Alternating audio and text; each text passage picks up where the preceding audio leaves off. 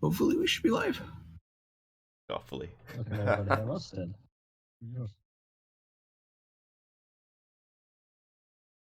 Yeah, well, look. Good luck on rollmates. I gotta go now. Thank you.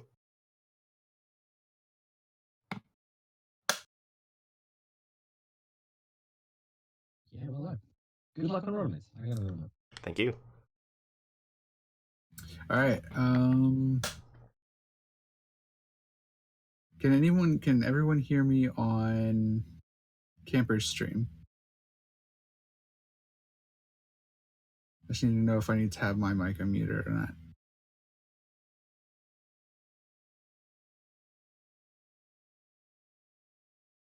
I don't want to have like double audio. Are you live yet? Oh, sorry. Well, we're just gonna assume they can all hear me. Are you live yet? Yes, we're live. Oh, we should sorry. be. Sorry. No, you're good. Georgia, are you guys able to hear us? Hello. Hello?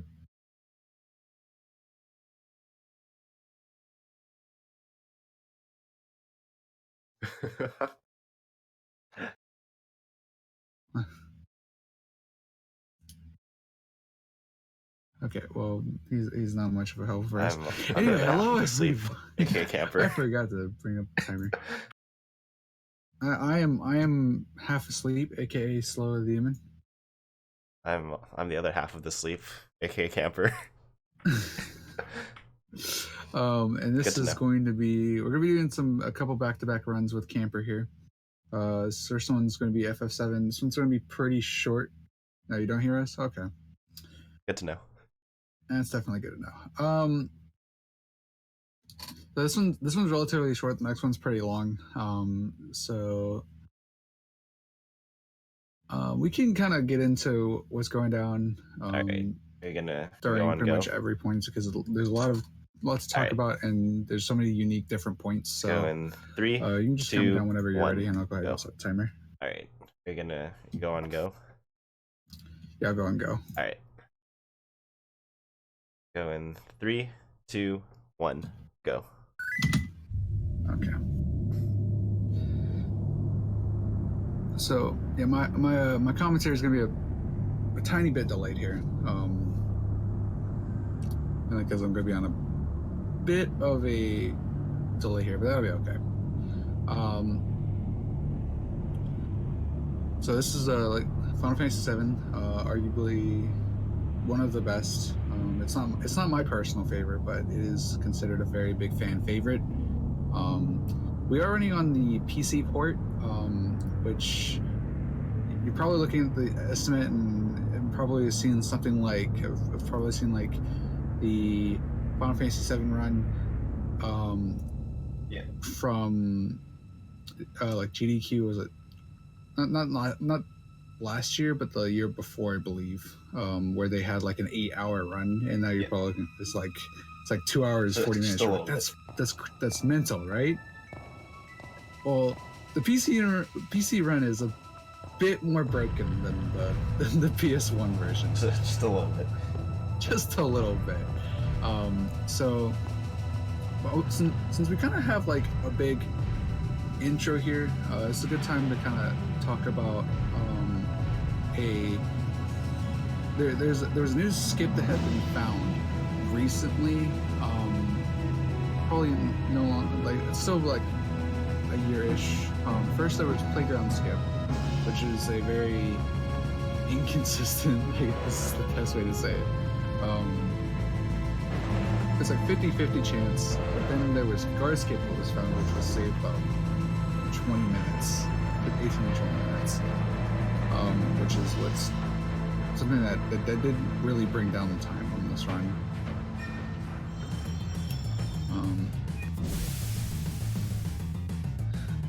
So right here we're gonna going straight into the run here. So the first thing you're gonna notice here is he's gonna go straight into the options. I'm assuming that's probably about where he is right now. Yeah. And he's gonna obviously put the text, the battle speed, and everything like that. He's gonna put that all straight to fast, and there's gonna be some points where he's gonna kind of want to lower that down a bit. But he will want to put the active battlefield messages, battle messages, field messages, all that stuff. The camera, setting it to fixed, that's just a personal preference thing. You don't have to do that. But obviously, setting it to active is just the fastest way to get through fights. So what active means is pretty much that active is like the ATB will fill up, like no matter if it's someone's turn. And something else you're gonna see Absolutely. doing, you're gonna see trying to put everyone's name to one letter. He might do the famous A strats. Absolutely. Everyone's name is A. And the reason behind that is because in the PC 20% run, well, for one, you want to put everyone's name to one character. It saves time over text boxes. Probably say like in this run, it probably only saves more near like 1 or 2 seconds. But the reason why we're only we can put them down to A and stuff like that is because names don't matter in this one, especially this one, because we're not really going to be. The names aren't really going to matter too much, and we can just look at their picture whenever we need to change them. And it'll come up apparent why. I don't mind A. Why their names won't matter. Such a cool, dude. I know A is my no. I prefer A, but A is pretty cool too. I don't mind A. You with A? That's fair. That's a fair. Getting swallowed up into the void. So, you got the classic where the abnormally large character goes into the smaller character. You've seen that quite a bit through the Getting swallowed up into the void. Yep, they just randomly disappear. A is number 1. Totally agree. Not a fan of B or C, to be honest. So here it's just going to be a lot of just text mashing. There's not too many. Yes, I will be doing step counts. I don't know. Are you what we're going to be doing is step count. Essentially, the RNG in this game isn't necessarily as random as we think. I will be doing based off of something called the step ID. And the game keeps track of this somewhere. Step count, essentially, the RNG in what it basically is that necessarily once our ID is based off of at a certain point, something called the step ID, game will give us a random encounter. Keeps track of this somewhere. And so what we're going to be doing is we're going to be manipulating our movement that in a way where once our ID make the random encounters at a certain point, the game will give us a random encounter. And so what we're going to be doing is we're going to be manipulating our movement in a way where we make the random encounters not so random.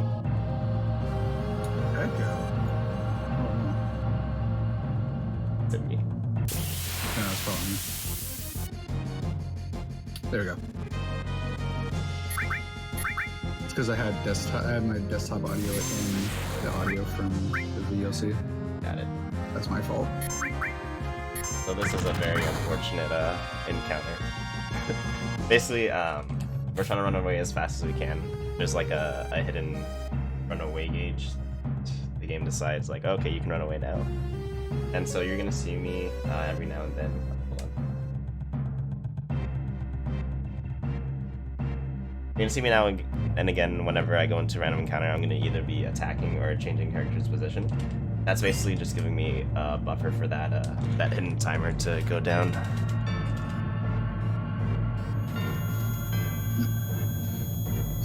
So like as we had talked about before, with the step count, it's going to be at random points.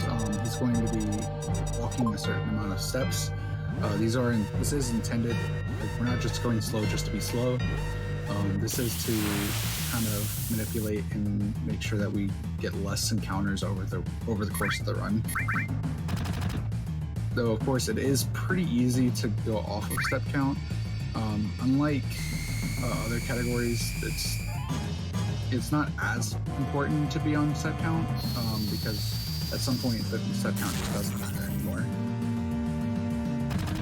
So for this fight, this is a pretty interesting fight. So this fight used to be that we try to get both Cloud and Barret a limit here, but we no longer need that due to guard skip. So what we can do is, if one of them get a limit here, we can go ahead and just use it on the boss, which does significantly speed up the fight.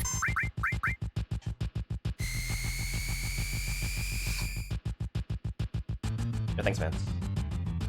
Yep. So my goal here is I'm trying to make it so I get enough damage on Guard Scorpion where after we go past the tail up phase, it's pretty much straightforward. But I want to keep in mind that I would like Cloud's Limit Break at the end of this fight, and this is because we're going to be using it on the next boss.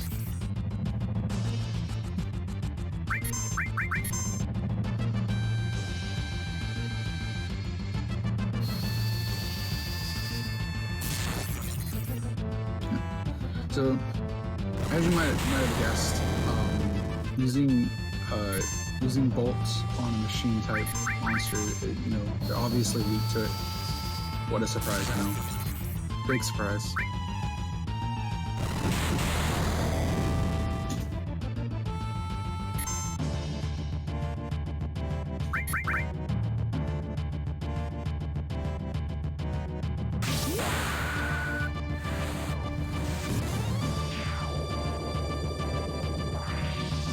Okay, and that was the first boss. So yeah, Cloud has Limit Break, and this is because what I'm going to be doing is I'm going to be setting it up so that I hopefully get a preemptive attack on the next boss.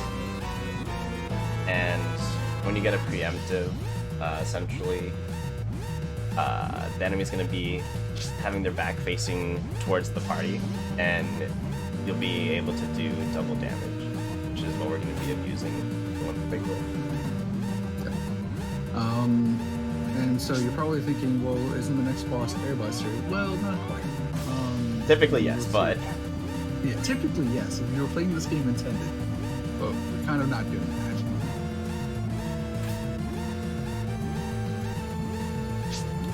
So... Yeah, so we're kind of forced to help Jessie here. We can't just leave her to die, unfortunately. And over here, I'm going to be forcing an encounter. This is just to set up the step count for the preemptive next boss. Also, I have a clip of me doing a run here where I got into an encounter and Jessie just kind of stands straight up while going up the ladder. It was pretty entertaining. It was pretty entertaining.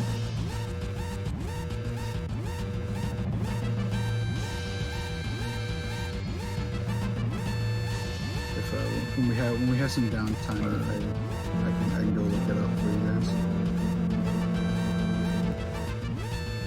Which we will have a little bit of a cutscene in here because it is an RPG, so obviously they gotta put some of that juicy backstory to all our edgy teenage they're not teenage, are they? Either way, there are edgy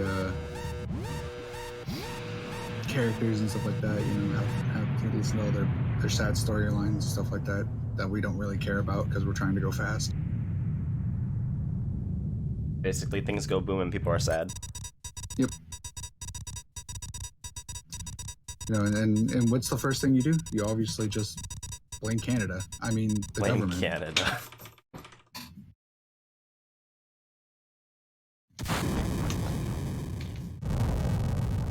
We're just going to be basically skipping through some dialogue here. I am going to grab a potion in the next 2 screens. This is just because we need some items to sell for Gil, because we're going to be buying basically our one and done item for the rest of this Midgar section, which is grenades.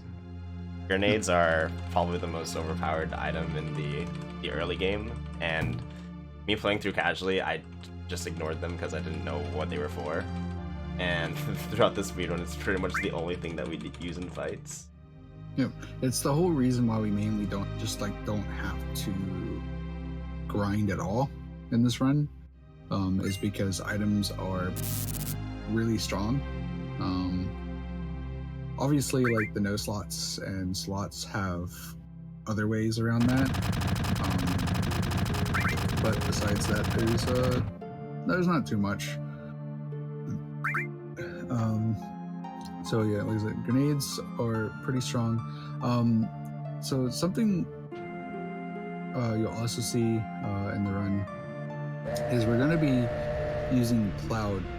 We're going to have Cloud use magic and such. It's going to be, and so why this is because he's kind of like a balanced in a way. He's kind of like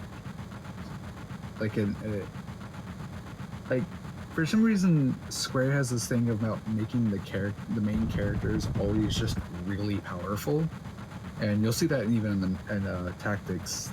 But yeah, for some reason the main characters are always just really overpowered. Like they're good both physically and magically.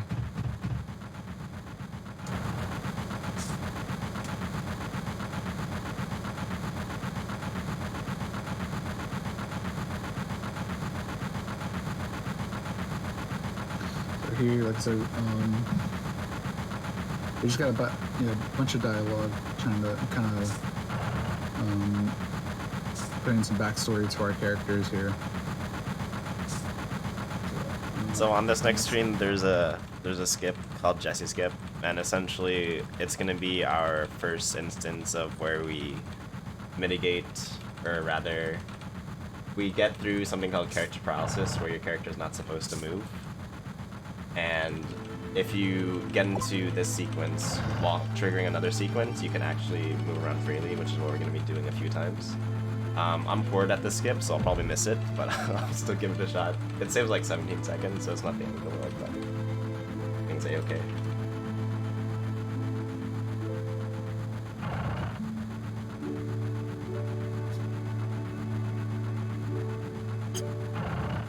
And this is it. So what we're doing is we're triggering the dialogue with Jesse as well as the train conductor. And what that has us do is that we're able to get out of basically this small little cutscene with Jesse where she's explaining how the train works. And, you know, no one cares about that. And, you know, we're trying to go fast, you know. Also, for anyone that would like to see that clip I was talking about, here it is. Hopefully that worked.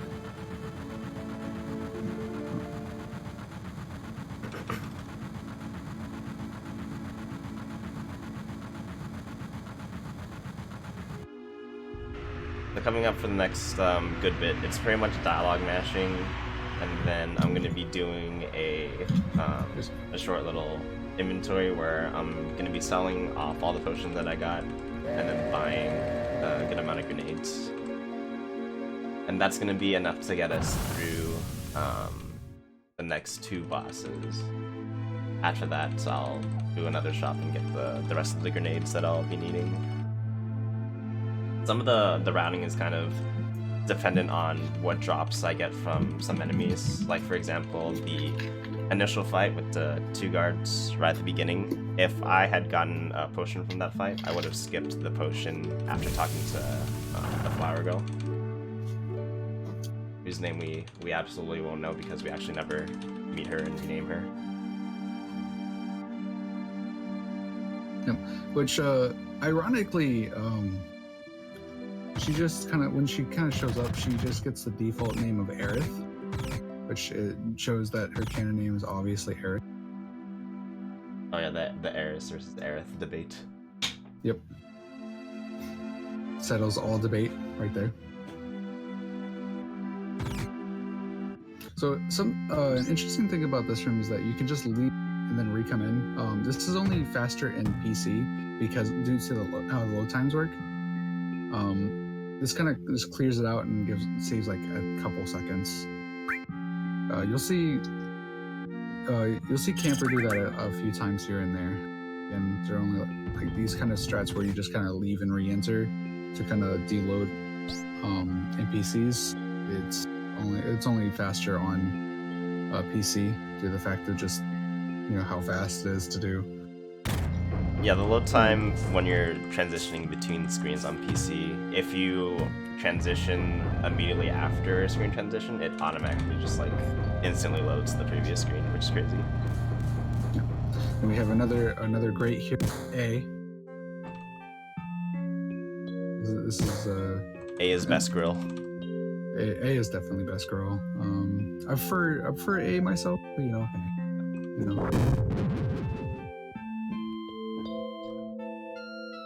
to each their own.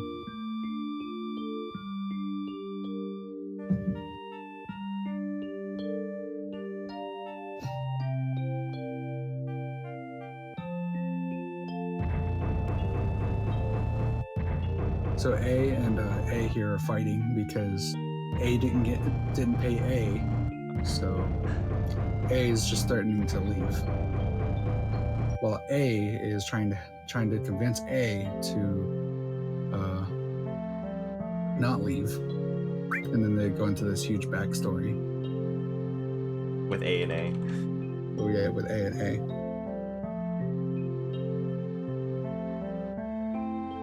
Oh, you wouldn't talk about A, but A. Got it. I hate when I get those two mixed up. I know. I do it all the time.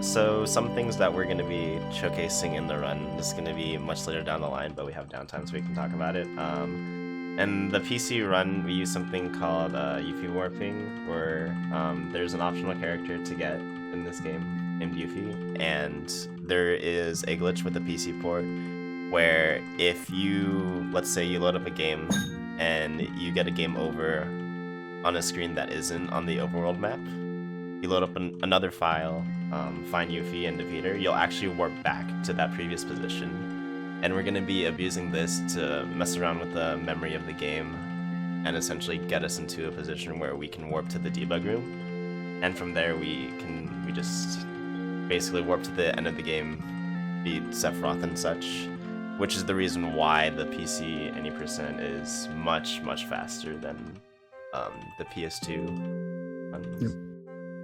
Well, I would say for one reason at least. Yep, and you're probably sitting there thinking like, but aren't you gonna be like super low level for that? Don't worry, we got ways around that too. We got triangles to fight.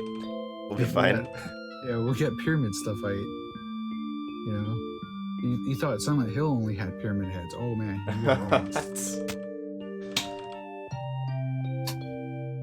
So here, yeah, Barrett's just reaching into his cleavage.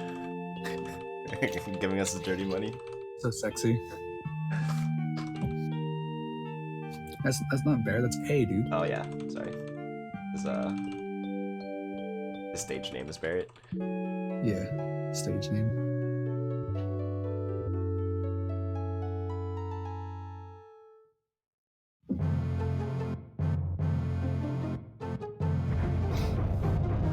So the whole reason, so the thing is, we could technically skip all of this, but the whole reason we don't skip over this is because we need access to the materia, and all because we would never be able to get the ability to have materia is the only reason why we were unable to skip all these cutscenes. Or else this would be faster. Or guard skip would be faster. Yeah, we could do guard skip right when we get to this screen coming up right here, but we'd be missing out on the materia menu, which is going to be a bummer. As well as 2,000 guild up there, or rather A. Yep. And we need A to tell A that he wouldn't understand, because we obviously want to skip over the whole thing here. So this is guard skip. Don't blink or you might miss it. and he's already through. Look at that. So pretty much how this works is the guards have this weird hitbox, and thing is we can kind of push ourselves through the hitbox and just kind of wiggle ourselves past the guards, and that bottom area actually has a load zone for some reason. We're not 100% sure why, but there is a load zone there. And so doing so with that, we're able to skip over 18 about 18 minutes of the game. Yeah, we essentially skip the train ride to the second reactor, going through the reactor, fighting Airmuster, meeting Aerith for the first time, the scene with Aerith and Aerith's mom, playground scene, and then we're pretty much right where we would have ended off there. Yep. And so that's where playground skip kind of comes into play. So playground skip is a pixel perfect trick that was about 50-50, because the game checks the pretty much how it works is like you would set up and then you could basically kind of skip over getting Aerith, but it was a 50-50 chance because there was about because the game checks every other frame to see if you've hit the trigger for Aerith spotting you. So that used to be like a very huge reset point for a lot of high-level runners, because that saved a pretty significant amount of time. Yeah, I think it was like 1.5 to 2 minutes maybe. Something like that, yeah. And I remember resetting there every time I didn't get it, which is great because you're about 40 minutes into the run at that point. Yep. Yeah. So, fun fact about this room here, when choosing which option here, you have to be careful because you can just end up randomly soft locking if you mash too fast. But we're doing all this so we can basically make Cloud pretty. Yeah, make Cloud very pretty. He needs to be best girl. And why that is that saves about 1.5 to 2 minutes over not getting picked. Yeah, basically there's Mr. Don Canero in the slums. He kind of runs the house here, and we need to make it so that Cloud gets picked, because otherwise we get into a room with his goonies, and then fun time because you get to waste grenades on them. Yep.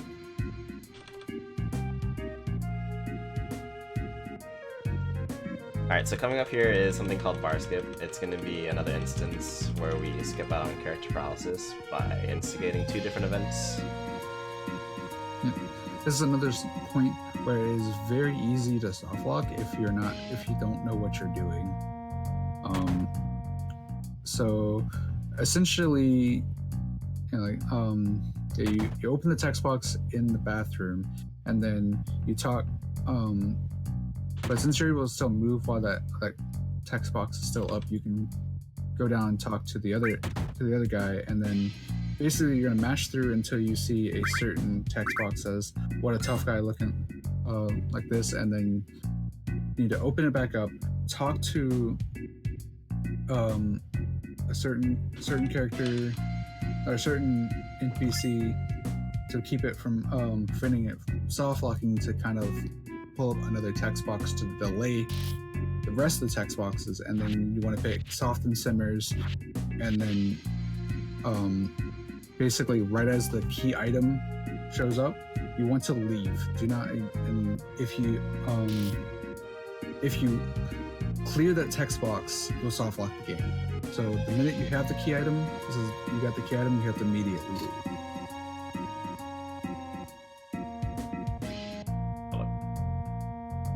Or cologne, sorry, not silk dress. I forgot about the most important part of this part. Doing squats. Oh, that was not. You kind of can't regress without the squats. All right, everybody's favorite part. It's time for the squats. We gotta get swole.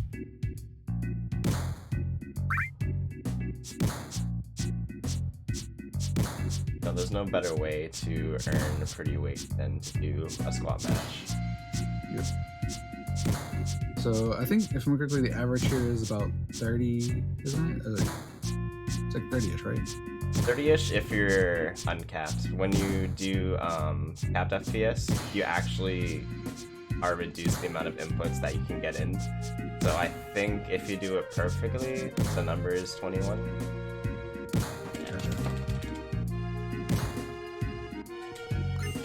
This minigame, a lot of people use this minigame.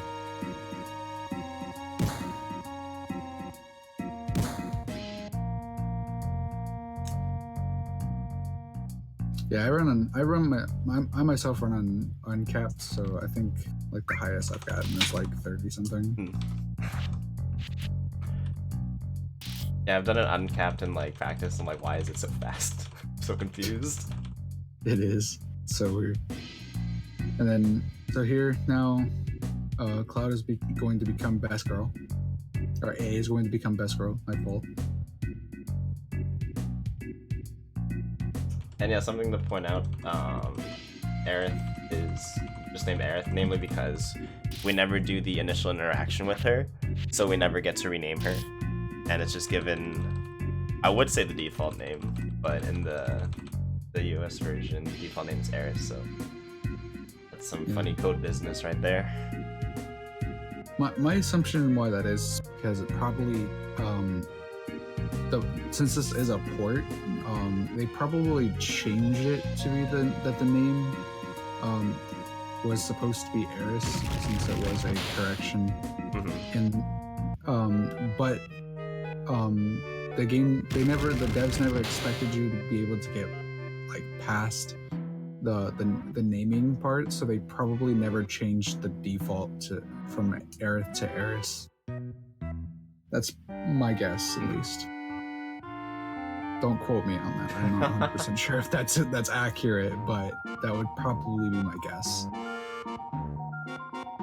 What's going on, Linux?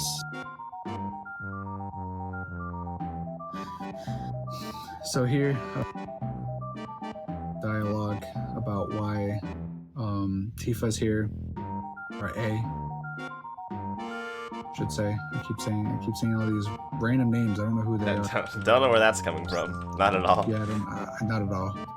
Yeah, so A is also here, and A and Aerith is wondering why A is here. So there is, as you can see, there's an item back there that we do need to grab. That is completely an ether. Yep. That we will be using to sell to buy more grenades.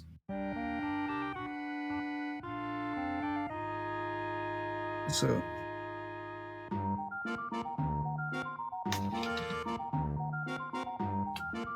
yeah, either sell for I think 750 gil, and typically they aren't an issue, but when you skip the second reactor and such, you actually miss out on an ether there, so there's been rerouting done to accommodate our lack of gil.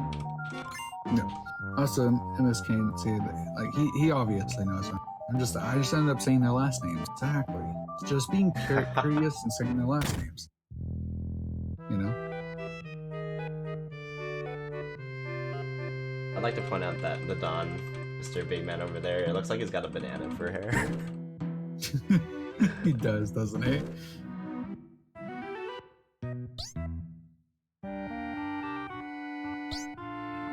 Yeah, that's something I never understood was, like, in Japan they have a lot of like a lot of the black guys, for some reason they always have like blonde hair. I'm not sure why that was a big thing in Japan.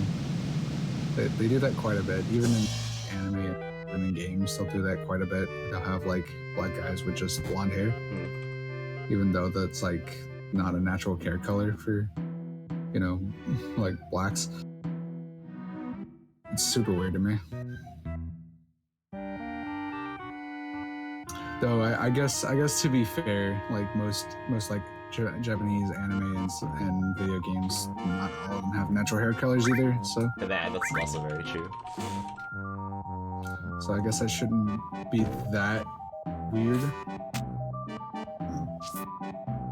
So here we want to pick the second dialogue here because it makes the game it makes it go slightly faster. If we just pick the first one, I think it ends up like going through like 2 extra text boxes or something. Yeah, essentially, what's happening is that the Don is trying to convince Cloud that you know, he's the man of the house, and you basically say like, oh no, I have someone else in mind, which is A, and he's like, what? This can't be. And then it's revealed that, hey, you know, I'm not a grill. Yeah, I'm a dude. It's a foreigner thing? That might be what it is.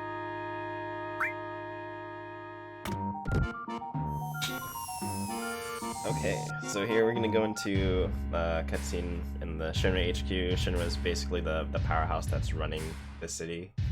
And it's the whole reason that the rebel group in the very beginning of the game was formed, is that essentially Shinra is taking advantage of the planet's life force, and the rebel group wants to stop it, which is why they destroyed the reactor, because that's one of the areas where they're extracting the life's energy, basically.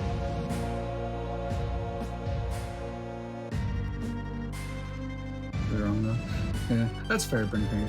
Also, I just want to point out, I don't know who actually watched the FF7 Abridged series by camp4r.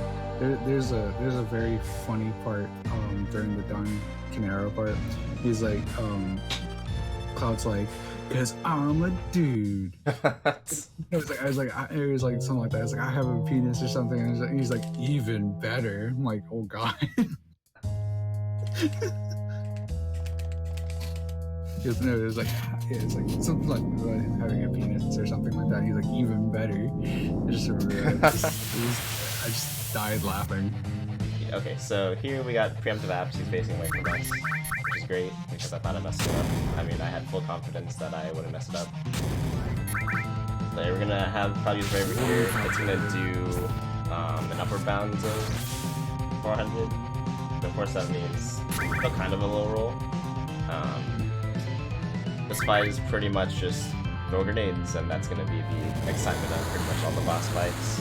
Depending on Cloud's braver roll here, we can skip his second tsunami, but that was kind of on the low side, so it depends on these grenade rolls. We'll see here, I believe. Cloud's kills it. No. Second tsunami. That's okay. This is the one that's gonna kill him off. Probably with maybe like 20-ish HP. That's okay. And that was the second fight. Second boss fight, rather. So one thing that's super interesting about grenades is, okay, so I had to kind of talk about how front row and back row works. So front row and back row, it will affect your offensiveness and your defensiveness. If you're in the back row, then you're going to do less damage, but you're going to have more defense. And obviously in the front row, it's the complete opposite. Yeah. You have if you're in the front row, then you're going to have more offense and less defense. But when it comes to grenades, that isn't affected by your back row or your front row. So oftentimes you can just set your unit back row and just throw grenade and just lob grenades, because that's 90% of your damage. So here I'm actually doing a bit of a backup strat. I grabbed the steel material and equipped it onto Cloud. This is because I'm going to be stealing an ether from an enemy in this train graveyard we have here. Reason being is that money is typically really tight in this run, so I would normally not get an item later on, which is a weapon for Aerith. But with the way that stats are allocated, each character's stats are randomized through the playthrough. And so we need Aerith's attack to be at a certain threshold in order to get past a certain boss later on. And if I don't have this weapon and she has the lowest bound, which I believe is 27 attack, then I won't be able to actually beat that boss. So, had a fun time. Sounds accurate. Yeah. And yeah, there's also this, which though if she has like 27, that's super rare. From what I understand, like having the lowest and having the highest is both super rare. But if she, as long as she has something in the middle, she's fine either way. Yeah. And that's gonna come up in a boss fight that's coming up. Probably another hour or so. Well, not even an hour, probably about 30 minutes or so. Oh no, couldn't steal anything. Stealing is fun. Couldn't steal anything, Monica L. Hey, okay, there we go.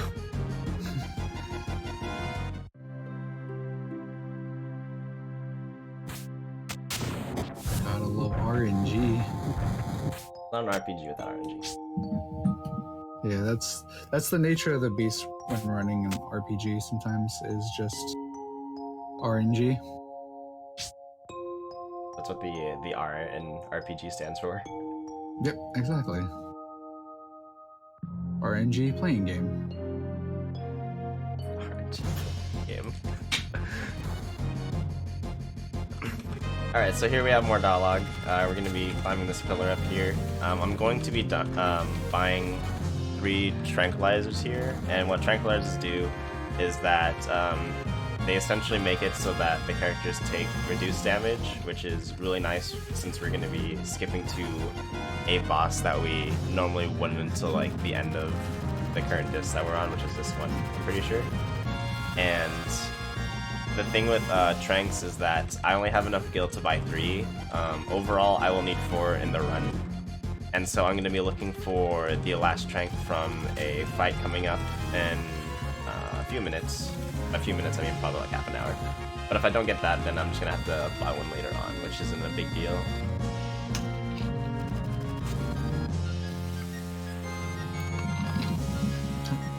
So, unfortunately, there's not too many more kind of skips, like glitches and skips here and there. So from here on, we're going to be playing it relatively intended. At least, no real like glitches or skips to show off from here on at least. There's gonna be like one more, but it's not like, it's kind of pretty off. It's pretty much optional. It's not necessarily something that's going to save or lose you time. But it's kind of a neat one you can do.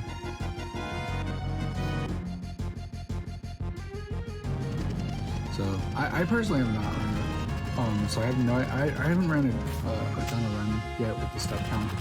So I don't really know how well you're doing on step count myself. So I think right now, I think I'm doing okay. I think I'm doing okay. Okay. Yeah. So for anyone that's never seen Fantasy VII run, step count is arguably the hardest part of Fantasy VII, if not the hardest.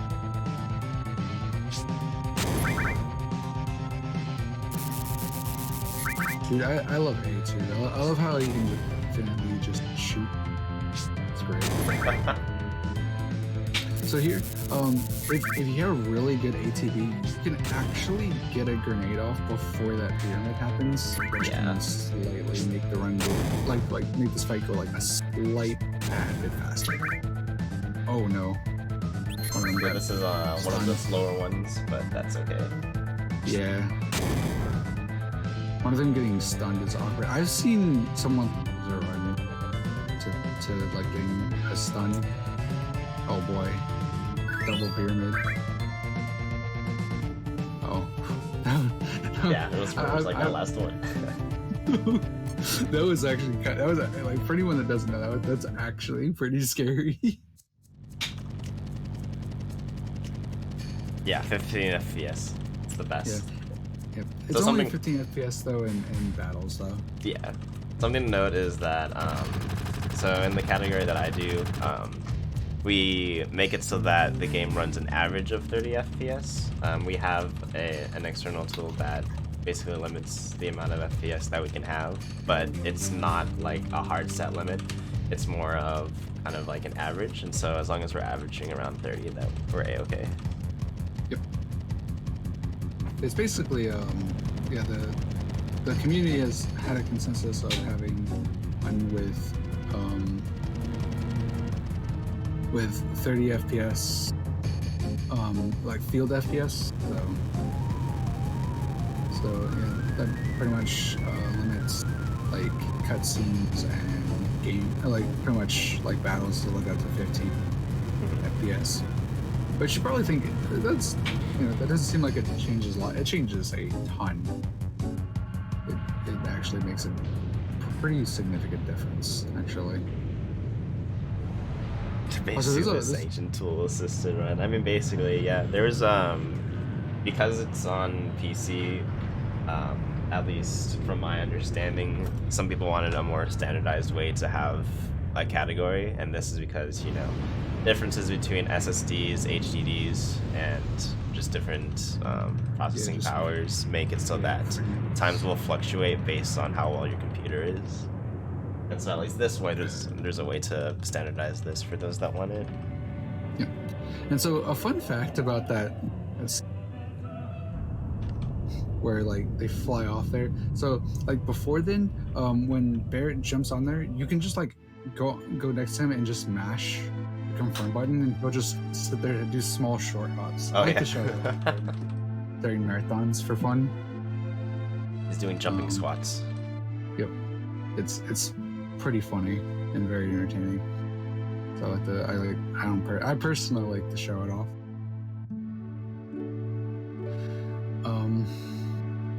So here, but they basically had a piece of pizza squish another piece of pizza.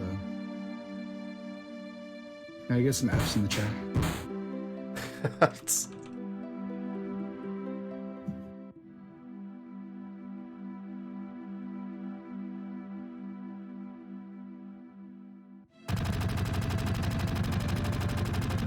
So this next bit is going to be more fun dialogue sort of progression mashing. I will be going into a section over next to Era's house, which is little garden area. There I'm going to pick up another ether for cash, but I'm also going to grab the cover materia to potentially make materia keeper safer. But honestly, it might not even matter. Yeah, it might not even matter. But yeah, we're gonna go into this place that we totally have been there, you know, more than once. Yep. Yeah, we totally know where we're going.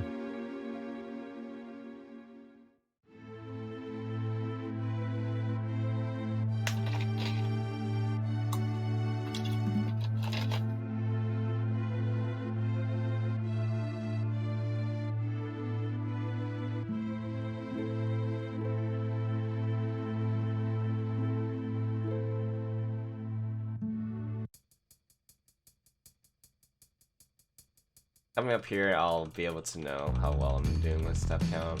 I'll see where this next counter is. So step count, it's essentially the bread and butter of a lot of Final Fantasy runs. Not all of them actually use it, like Final Fantasy X, for example, doesn't. But to be able to manipulate your random encounters, such a nice thing. So here, it looks like I'm kind of behind, which just basically translates to my movement side. That's okay. Yeah, like I said, it is very easy to kind of lose the step count here. Just one awesome misstep and you just lose it all. Alright, so I'm gonna go over here, go into this nice garden where conveniently placed is this ether here and this cover materia. Yeah, I just want to also point out that there's like this complete like trashed place, and then you come here and just like it's very disorienting. I just want to point that out. Yeah, it's like, oh, an entire sector collapsed. Here we are. It's nice, Yeah. nice and peaceful. Yeah.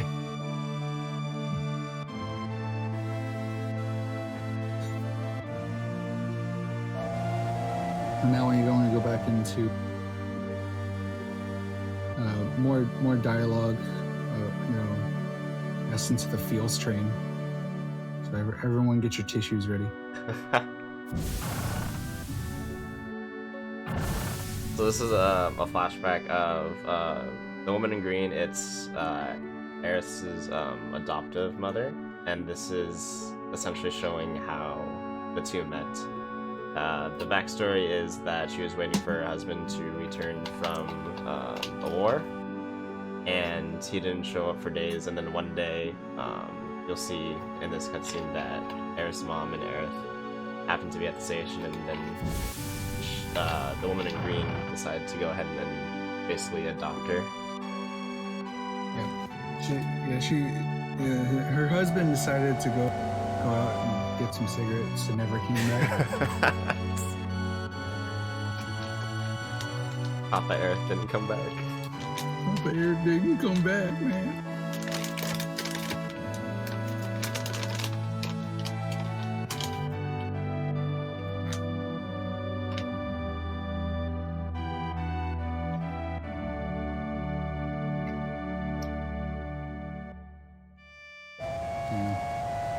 F's in the chat for Aerith's real mom. Yeah.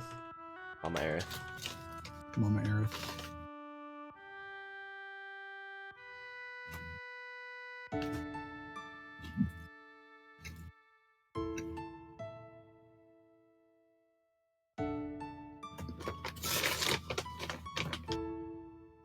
So I got these Reese's Crunchies. They're really good. I recommend them if you ever see them in. Reese's Crunchies. Yeah, it's like a $5 pack. Pretty good. Is it like a crunchy version of Reese's Pieces? No, it's just like a bunch of pieces of nuts with like kind of like Reese's peanut butter and chocolate around it.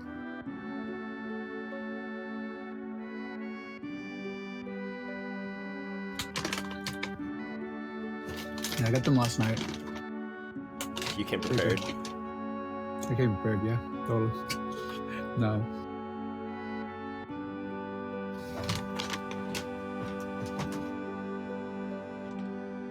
Okay, so coming up here after this dialogue, I'm going to be doing the last shop of this this part of the game, which is pretty much going to be selling off a bunch of items, grabbing more grenades, and then I'll be doing a shop later on to get a backup weapon for Aerith. Yep. Also, I just want to kind of point out that Barrett goes up there and then just he stomps down. Yeah. The kid versions are actually wearing different colors. Yeah, it's definitely a nice touch. They did great work with this. Yep, indeed. Okay, and then we just go to our local dealer where we, buy grenades. No biggie. Yeah, no big deal. Yeah, you telling me you don't go to your, to your local, gas station, just buy, 60 plus grenades?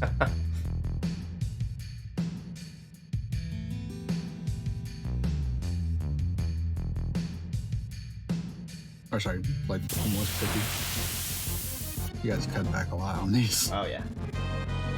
I guess you don't need that many. Yeah, especially with the Palmer Strat later. You don't use any grenade. Yeah, because it hates.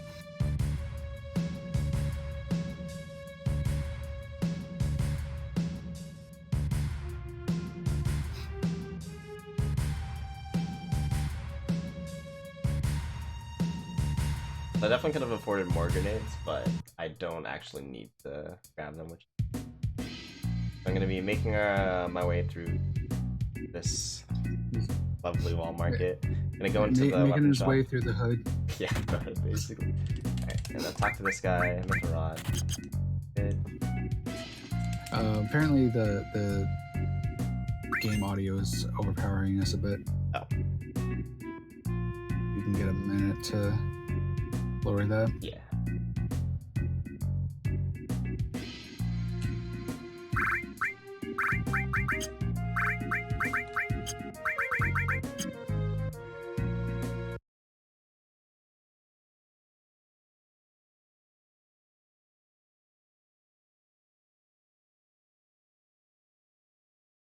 All right, so the menu he did right here.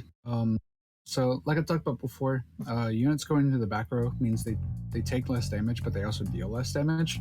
And he also put it onto weight. Weight is also another very important thing here.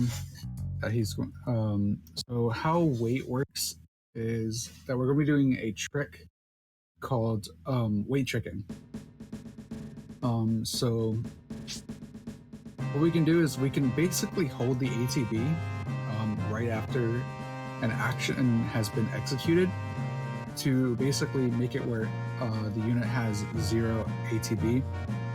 And this is very useful to make sure that units get less turns. It is not used as much on this run, but if you ever watch a no or a slots run, you'll see it definitely a lot more often. Yeah. How's the audio to commentary ratio now? Hopefully better. I can't hear it.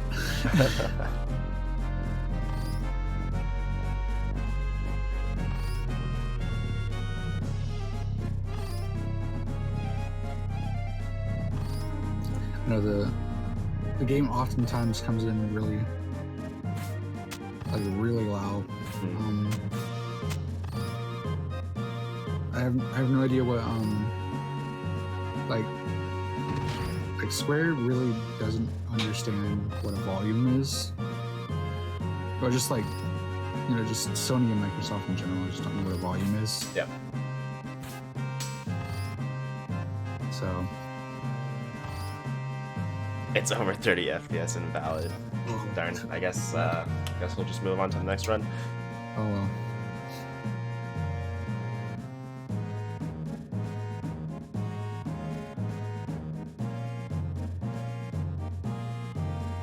So here we're just basically using conveniently placed pipes and wires to get up to the Shinra HQ. Don't know how they missed this, but we're here. Yeah. So the guy gives us like a pack. It was a pack of 4 batteries, but we only need 2. Yeah. So the guy basically ripped this off, even though we only needed 2. He's like, "Well, too bad. You're buying 4." Well, here. Coming up here is probably the most exhilarating part of the run. It's the stairwell. Yeah, get hyped, guys. Get your pog champs ready. So essentially we take the stairs for a few reasons. One, there's no encounters on the stairs, so it doesn't waste our time by having to run away, as well as it doesn't change our step count. But also there's an item on the stairs called an elixir, and we need that to manipulate a boss's HP later on. Yep. And some people are probably like wondering if like, is this faster? Theoretically, no. Like, it can be faster, but the other strat can also be faster, depending on how many encounters you get on the elevator. Yeah. But the main reason why we do this is because, for one, like, it's safer.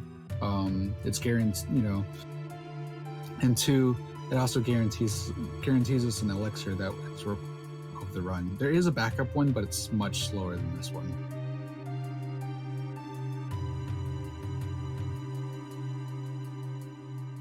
What's going on, Melodia? Are we there yet? Nope. So, if you guys have any questions, whether it's speedrun related or not, this is a great time to ask them.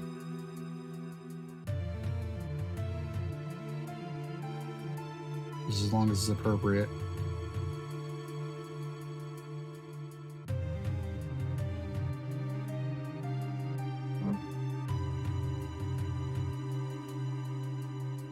There's definitely not much to talk about here. Also, shoutouts to Stay Hydrated Bot, the most loyalist of viewers.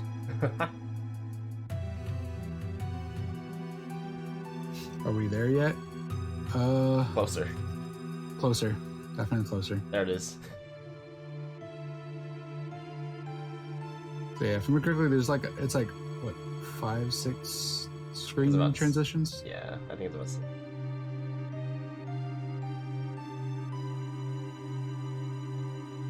There's our beloved elixir. Yep. If you see the elixir, I think you're 2 or 3 away, and then get the cutscene, you're about 1 or 2 away. Yeah, I think it's after this cutscene. Just the timing, indeed.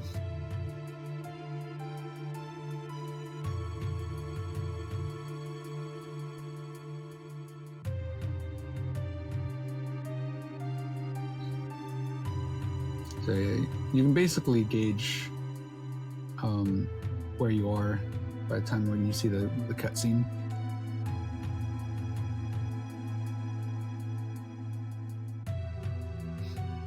So you also, if you do the elevator, it's funny, totally skip over.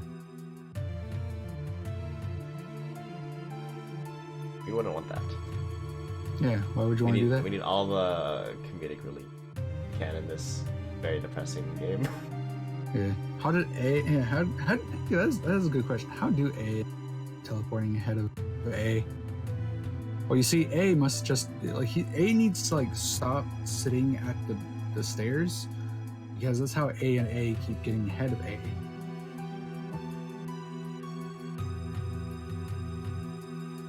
I think A just gives them a head start at the next set, so they don't feel as bad. Yeah, that's probably it. And then A somehow still gets ahead of A, even like A wanted A to be ahead of her. This screen's fun. When there's no dialogue, you know that you're on the last screen. What's great is that I can fool around because I actually have to wait for them to come to the end of the stairs where I can actually progress. Okay, so this is going to be our first instance of where we use the wait trick, which is why I said I config the way it is. So I'm going to be holding a grenade menu to see which one of these enemies goes first, and then I'm going to wait a little bit to see if the second one goes. If not, then Adjust his pants. That makes sense. You can't have those. You can't have his pants falling off. You know. tragic.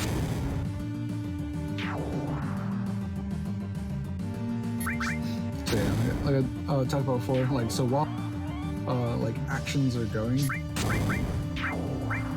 or you can even hold the ATB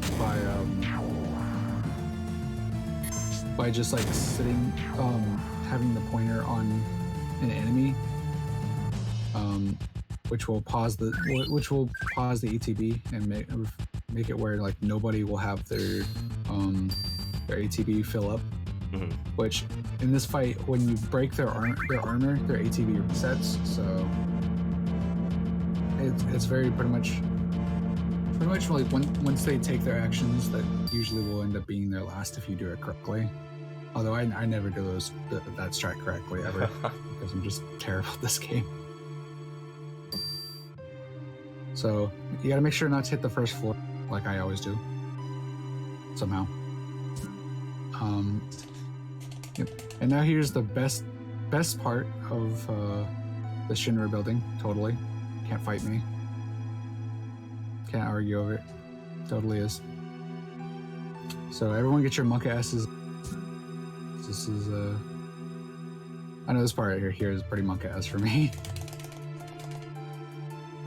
If you mess this part up, you're gonna lose a significant amount of grenades and lose a lot of time.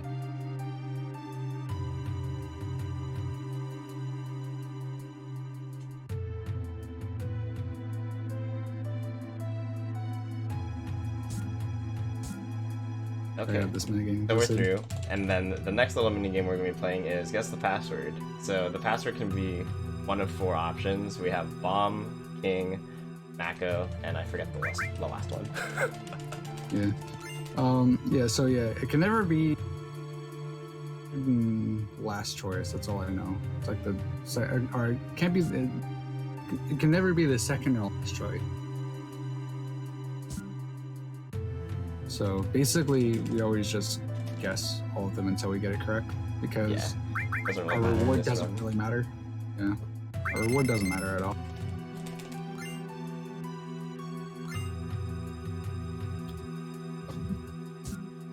So in the and for example, no slots and such, it's ideal to get on the first try because you get an elemental material which is used. In this run, we don't really care of the rewards, so we can just grab it. Yep. Alright, and then on this floor, I'm going to be setting my attack bar to active, and that's because we have random encounters coming in here. If your attack bar is set to wait, and an enemy does an action while you're trying to escape, your escape counter or timer won't actually progress. So shout out to the helicopter. That's the hype copter going by. The hype copter. Oh, I forget Mako. Yeah, best King, Bomb, and Mako. Yeah, first we had the hype train, now we have hype copter.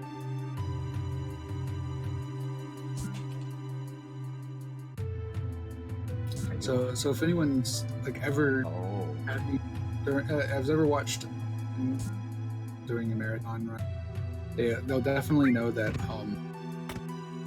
a lot of times I'll end up having either a train come by, which I call the hype train, or they have my dog, and then everybody spams oh my dog and Frankerzies. Oh my dog.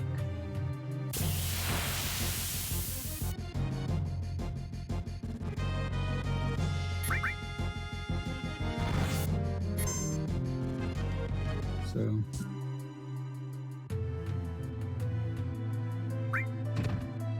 you got actually quite a few encounters in this room. Yeah, we typically get 2 here, and then I made a boo-boo because I totally forgot that I grabbed a key and a part and I didn't put it in, so the step count's gone.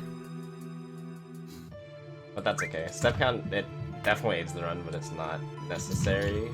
The only one that I was really concerned about was getting preemptive apps. That's where the step count really comes into play. Everything else there, the only thing that's going to be a bummer is when we go into the flashback sequence. I'm more than likely going to get an encounter there where Sephiroth's like, hey look, I can just one-shot these enemies. And like, cool. Thanks for eating up the time.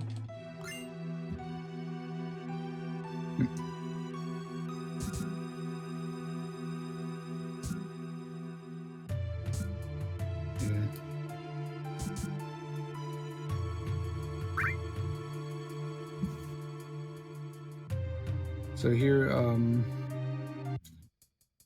just one important, was it public? Yeah, PSA. Is it PSA? Yeah. Yeah. Always remember to flush. I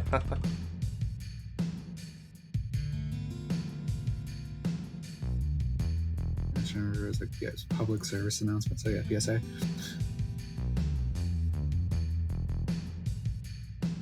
Also, welcome to Metal Gear Fantasy.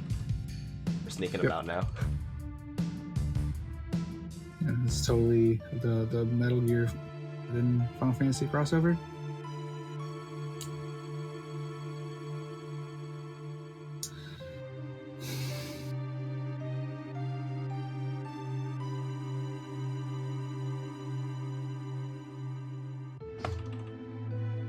Alright, so as we're leaving this event, I'm going to be switching the attack bar back to active. Wait.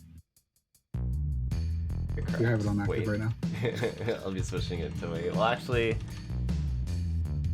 yeah, I will wait a bit since I'm off step count. I might get into one more. Yeah, you could. Sometimes I often forget to switch it for that boss and I just YOLO it. Like, oh, I forgot it. Oh well, YOLO. Yeah, pretty much. I mean, it's the best you can do. That's it, right? Yeah. I mean, like, not having weight on that fight. Like, I think it loses like a minute or something not having it for that boss fight, but you didn't flush. Oh. It's a RNG man. Yeah. Rip all the RNG guys now. And we're just gonna have a terrible Materia Keeper fight. Oh boy. Okay, so fun fact. That this guy walking down the hallway, I legit thought that was the person that Cloud was hiding from. I didn't even see Hojo when I was a kid. So like I was like, oh man, he's gonna spot me. And then he just walked by. I was like, oh. I guess he's blind.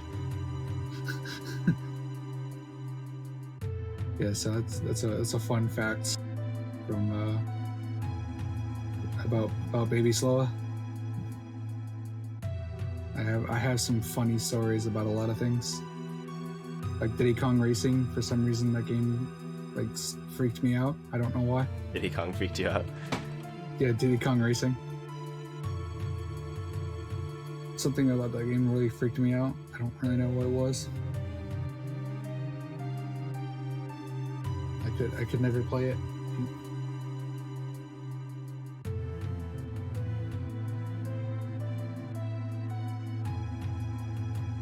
I hear we're looking at Hojo's pet dog or cat.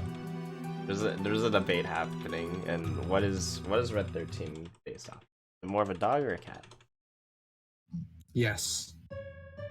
The mightiest of debates. He's obviously a good boy. Like, good boy 13.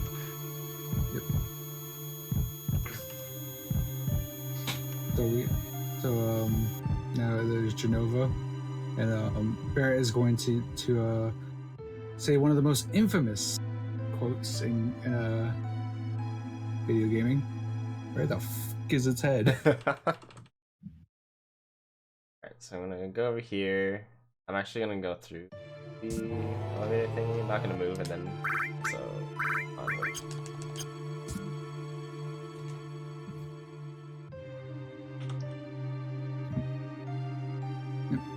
So you have one of the two options here. You can either pick up the poison now, or you can pick it up on the way back. It's really up to, it's really personal preference there. Yeah. It doesn't make a difference either way. Because you have to grab the poison either way, and so the amount of steps is pretty much going to be the same as just going over to the right a bit.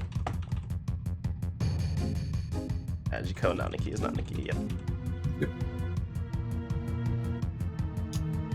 And fun fact about naming Red here is that we actually don't need to worry about renaming him to a single letter character, namely because he doesn't have that much dialogue boxes throughout the run, so we just say, yep, you know what, you're chilling with that name. Yeah, he pretty much has no dialogue for most, like, for, and the dialogue that does show up, like, for him, it doesn't, like, his name doesn't appear anyway. So I think this is like the only time his dialogue shows up, like that his name shows up in dialogue, is picking between him or like picking between who takes Aerith. I think that's the only time his name actually pops up. Yeah. Like even in like non-PC 80% runs, I'm pretty sure like his default name is fine. Also, mainly for the fact that he always just gets called Nanaki. So otherwise it never shows up in there. So here's the what we're talking about the weight tricking. So as you can see what he's doing, he's kind of just holding priority to make sure that no other enemy is going to take the turn. And this pretty much so if they do end up taking a turn, then their ATB will be reset to 0, and this will mean that they'll have less turns. So typically we can get through that fight with just using grenades, but based off of 1 Barret's health and 2 the attack bar, I opted to use limit breaks there, and this is because limit breaks take priority over all the other turns. Yeah, if I'm correctly, it also can reset ATB for the enemy. Get into active, put red in the back. Here.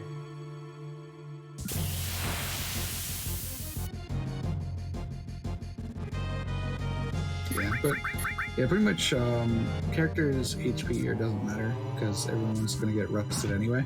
So nice slot machines. I know. Yeah, typically I get that fight around here in this screen. A little behind step count. That's okay. Yeah, that at this point, step count is very minor at best. Yeah. What's going on, Harvey? Yo, Harvey, thanks for the good luck. Top floor, please. You know, for having someone be named Rude, he is actually a gentleman. He's yeah. So every time Rude shows up, I always just say top floor, please. Even though it says, "Can you please go up?" I always just say top floor, please. I don't like because for some reason for the longest time I thought the dialogue said top floor, please. So I just always kept saying. You always just went to there. So yeah, we're taken prisoner for a good bit, and then some fun stuff happened, and I don't know, ketchup smeared all across the hallways and stuff. Don't know what happened. I guess there was like a food party. There was a food fight, obviously. There was a food fight and we weren't invited. How rude of them. I know. It's not like we're prisoners or anything. Nah, we're just visiting. Yeah. Yeah, this is how it's a traditional thing in universe, to tie guests' hands together, Yeah. You get to feed the guests so they don't get fatigued. Exactly. Alright, so here we're just gonna check up on Aerith because we don't particularly care about the rest of the members. Yeah, pretty much. Yeah, like as you saw there, Barrett was trying to give the host a big hug. So what he was trying to do there, he was just trying to give him a big hug. It's the real reason that they put them in cuffs is because the host got too many hugs. Yep. Got tired of it, like, you know what, just handcuff them as a precaution.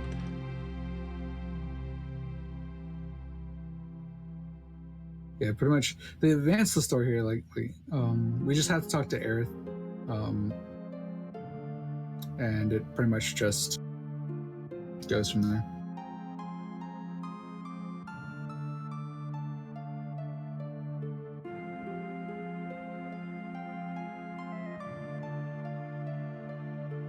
We're gonna skip a few more dialogue boxes and just take a nap in this corner, as it would be blasphemous if A slept into the bed with A. Has so much controversy. Yep. So, funny thing is during that whole cutscene, you can actually move around. There are a few cutscenes that you can do that, where you can just randomly just move around during cutscenes. Mm-hmm. There's one that happened that's like in the no slots run that you can just that like pretty much saves a bunch of time. That's known as Midgar skip. Which like during a certain cutscene during the Midgar raid, you can just, I think it's like hold right or hold left or something like that. Yeah. And it just skips over the entire Midgar raid. It's crazy. Yeah, that's literally all they do. A is waifu for her waifu. I agree.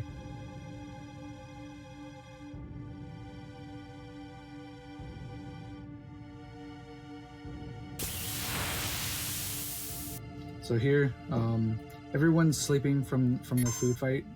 They're totally not dead or anything. They're just sleeping. Yeah, they're having a food coma. Yep. There's too much food.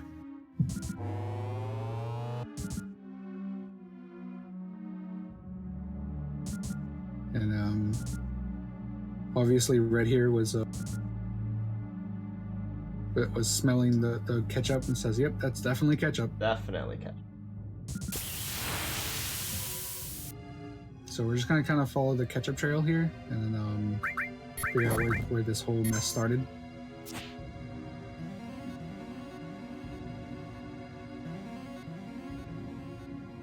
Oh yeah, and there's also monsters here now. Not sure why. They wanted to be part of the food fight. That's probably it. And then here we've got the best food. This is what we could call a shish kebab. Shish kebab. Oh, dude, I love those things. They're great. It's a lot of ketchup. It is. They bought like mountains of bottles of ketchup, dude.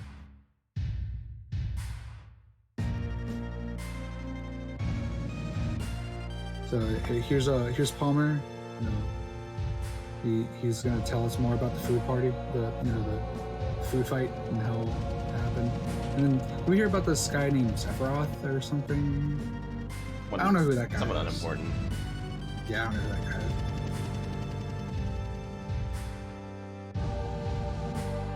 And here we Blood. also meet. I'm talking about. There's no blood. It's just ketchup. Just ketchup. Maybe some jam. Yeah, throw some jam in there too. Yeah, now we're gonna meet Rufus, who for some reason taking over. I'm not sure what happened, but this is apparently the actual president now. I don't know. Some major politics happened in our sleep, I guess. Yeah, just like all of a sudden over a day, like they just elected a new president.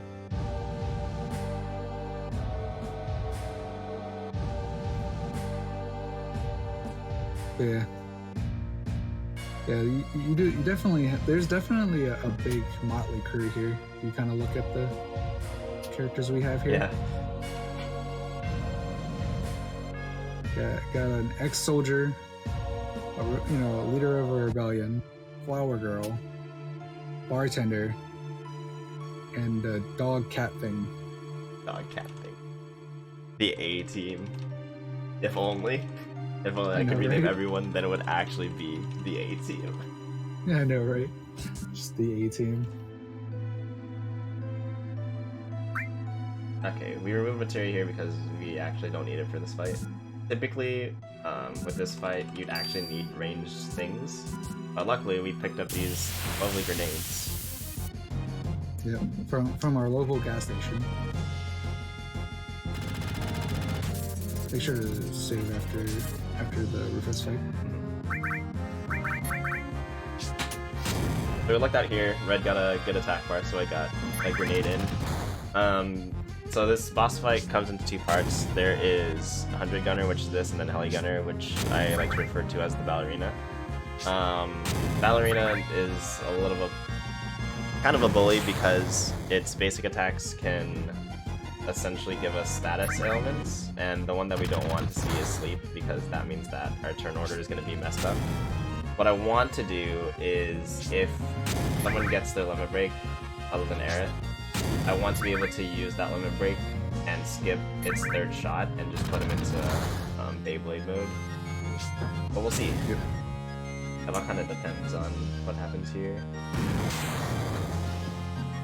So another important thing here, which is super minor because it doesn't usually come up, but Aerith does need to survive here. That's because we need her to get a level up, because her level is important. But if she doesn't live here, then we have to take her in the next fight, which is a little bit more riskier, I would say. Because there's just so much AoE in that fight. She could just as easily die in that fight as she could in this fight. Okay, Red got hit, which is actually good. He didn't get put to sleep, so I can abuse the limit break priority and have Red use his limit break here. Now, as long as it doesn't put anyone else to sleep, we should be hunky-dory to skip this third shot.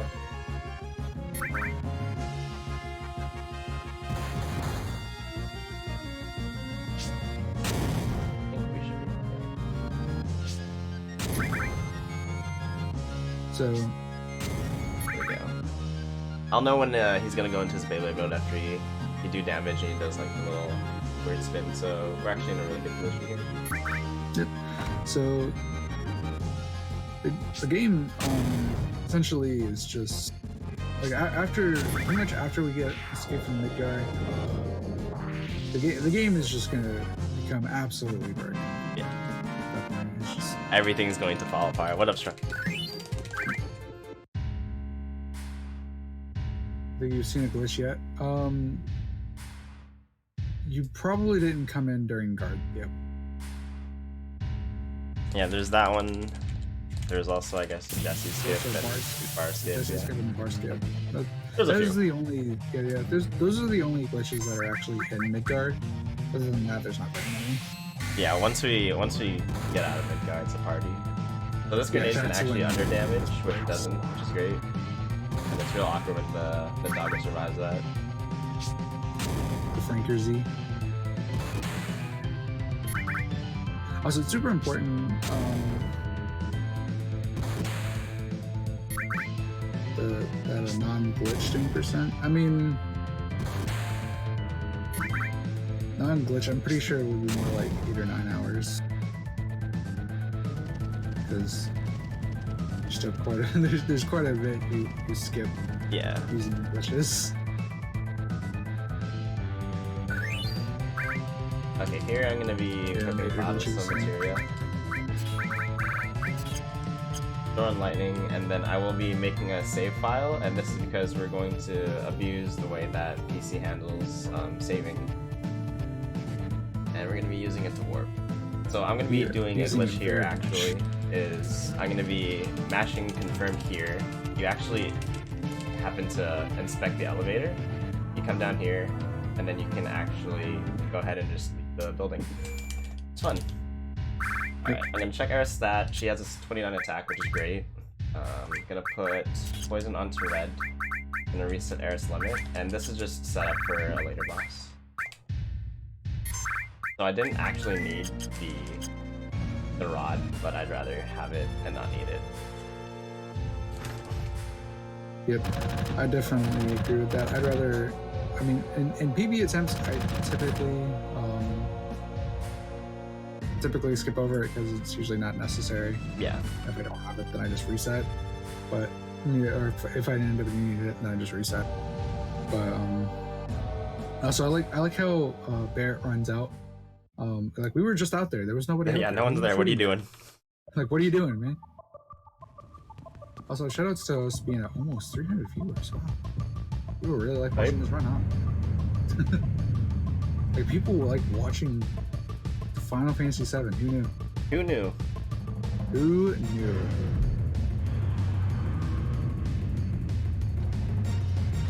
Isn't this game like a couple decades old? Shouldn't you be playing the remake? Well, funny thing about that. God. God.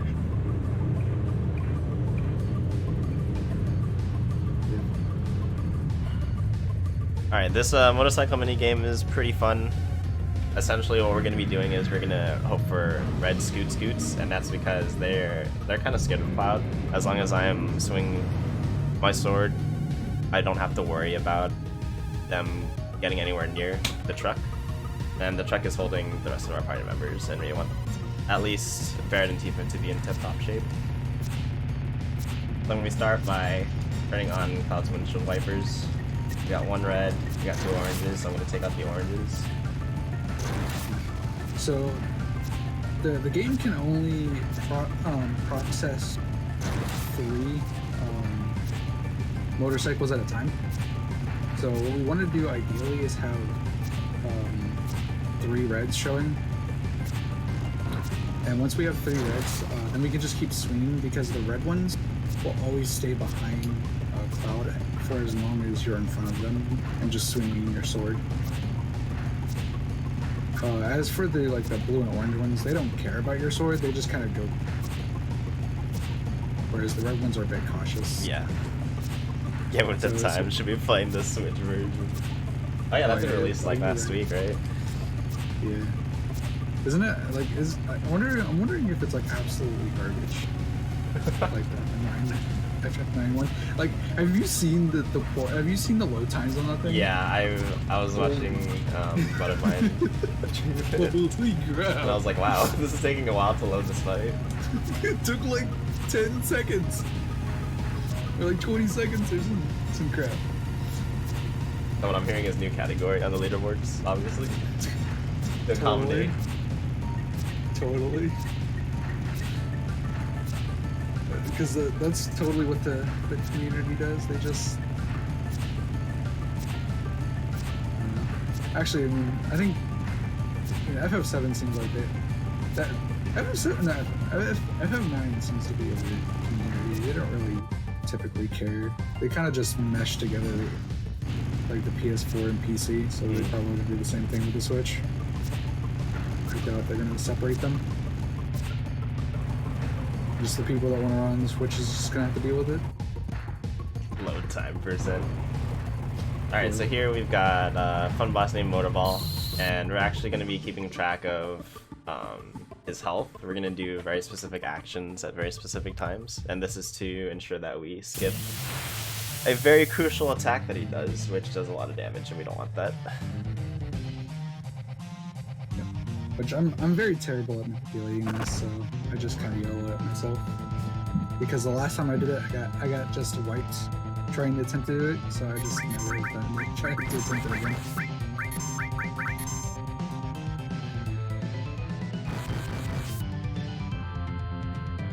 It is very bad for the tip. It is very bad for the tip. You were not wrong.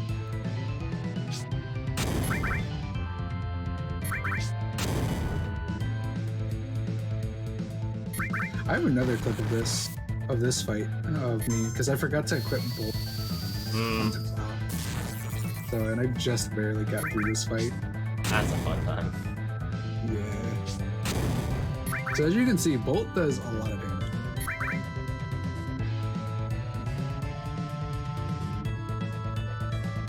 So essentially what I'm going to be looking for is his next attack, where he just kind of ramps into the party. That's when I know that I need to stop inputting attacks. It should be just after I put in the Bolt after this next one.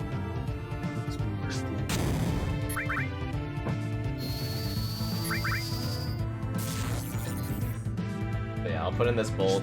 He should ramp here, and then I'm gonna wait until he stands up.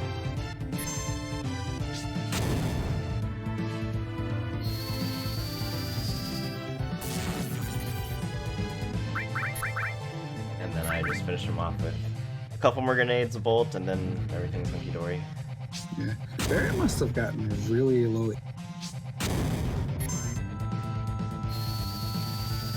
He got mauled. Great. And that was Motorball. So that fight, it's pretty much standardized. The only way it could have gone faster is in his initial attack, which is his arm attack. He can either use it once or twice. He used it twice the first time and then once the second time, so it's pretty much just one cycle of animation there. But otherwise, everything with that fight is pretty much standard. Nothing too crazy. Yeah, that fight's pretty easy. So coming up here, we have something called Barret Skip. What we're going to do is we're going to trigger 2 events talking to Barret as well as attempting to leave the map, I think. Yeah. Yep. And so what typically happens is that you're supposed to pick your party members that you want to head over to the next part. We're going to skip over that. Let's attempt to. Because that's slow. Who would want to do that? Plus we got to bonk A, so... Yeah, who wouldn't want to bonk A, right? Yeah, typically you'd have to pick party members and such, but thanks to that, we're on the world map. Oh, so, that was a smooth Periscope. Coming up here, you get into an encounter because it's great. So with the world map, it's actually based off of in-game time. That's how the game decides what encounters you're going to get when. And that's something that we're going to be abusing later on. I'm going to be making another save here because we're going to be using that save to set up another warp later on. But for now, we get to enjoy this calm flashback scene, which is basically 20 minutes of dialogue mashing. Yep. So, yeah, there's a fight that's going to be coming up too, with Sephiroth and Cloud. So this fight is RNG. The fight can go really long, short, depending on how Sephiroth feels. Pretty much, we're just relying on Sephiroth to actually just kill the dragon. Yeah, dragon fight's great. So essentially, someone decided, hey, you know, our main character here is not going to be doing any damage to the dragon, but let's give Sephiroth a life skill, which is basically, let's revive him. And so you can get stuck into a loop where Sephiroth just casts life to over and over again, and each cast just eats up so much time. I think the most I've had in a row is 4. And so I'd be okay with not seeing that here, but yeah, I haven't done too many runs myself, so I think the max I've seen is like 2. It's a great time. And what's even better is that in the PC 90% route, we got to go through this fight twice. You just really wants Cloud to get that non-existent EXP. Yeah. Okay, so here I really just let Sephiroth do the work. He's got a bad attack bar, which means the dragon might go first. No. If the dragon attacks Sephiroth, we're golden. We're not golden. A is golden, crispy golden. Okay, we're okay. So Sephiroth can do 1 of 2 things when A is dead. He can either attack the dragon, which is what we want, or he can go off and revive him, and we just hope that the dragon doesn't kill him off again. Otherwise, yay, life 2. Yep. Typically, usually if the ATB bar is already full, when the game typically already has the action determined. So if the ATB bar is full and then Cloud gets killed, usually Sephiroth will still go for the attack. At least from what I've seen. So if like he ends up dying before the ATB bar fills up, then you'll probably end up getting that happening, but typically not. Yeah.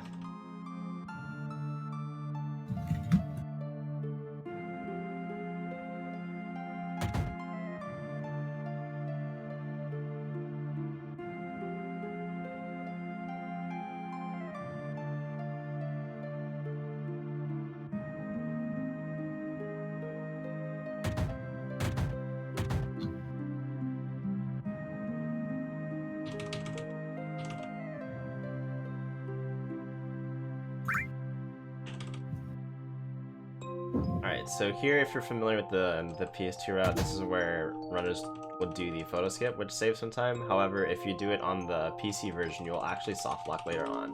We will be doing the photo skip our second time through this cutscene, but for now we just have to play it as normal. And he wasn't delusional when he said the second time. There is a second time we're gonna be going through this. Yeah. Really, this but only the first half. This run is just, we just go through this flashback X amount of times and then we get warped to the end. Yep, that's it. That's pretty much it. That sounds accurate.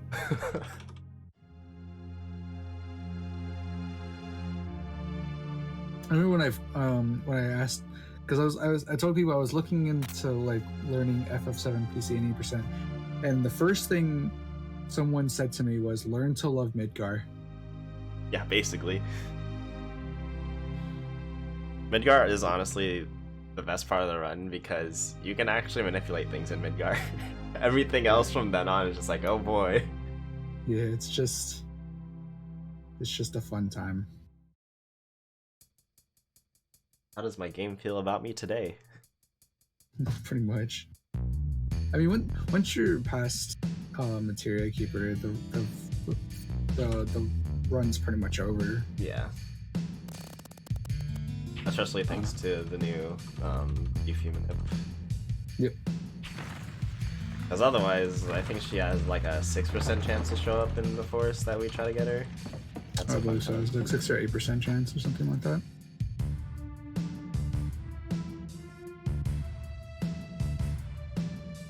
which is not a number I'm not, unfortunately, not unfamiliar with, because I run tactics. Oh which yeah. Which has and when you're looking for units in soldier office, is a 1.8% chance. You need 2 of them. Well, also rip that stutter step. Yep. That's fine. So if I was on step count, I typically wouldn't have to worry about a random encounter here, but fortunately, that went away in Midgard. So this was expected. It's great because I pretty much let go of the runaway triggers as soon as Sephiroth started casting, and the fact that Cloud was still in that running animation means that we would have just left. Had just been like a little bit faster. Yeah. So the interesting thing is, if the enemies end up getting attacked on Sephiroth, if they end up getting an attack on Sephiroth, you can actually still manage to get away before Sephiroth will get an attack in. If you're lucky. Yeah.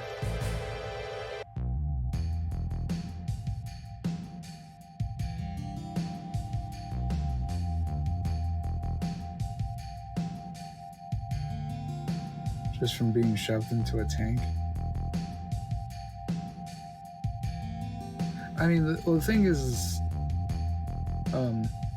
if you actually played through the game fully intendedly, you know that this isn't actually Cloud. But also that. Yeah, this isn't actually Cloud. This is actually Zack. Spoilers. Spoilers.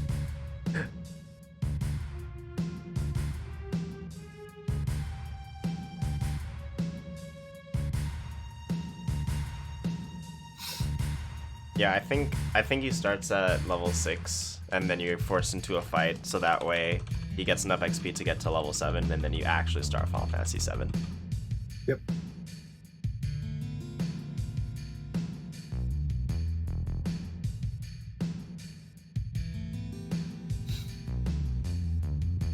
Yeah, for some reason, like a lot of the Final Fantasies from like 7 and onward, they don't understand what starting at level 1 means.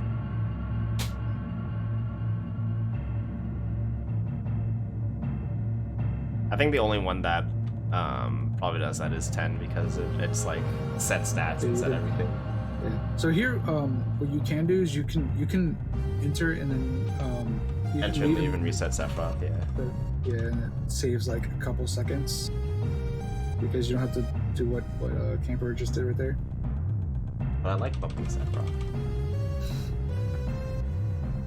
Craigasm.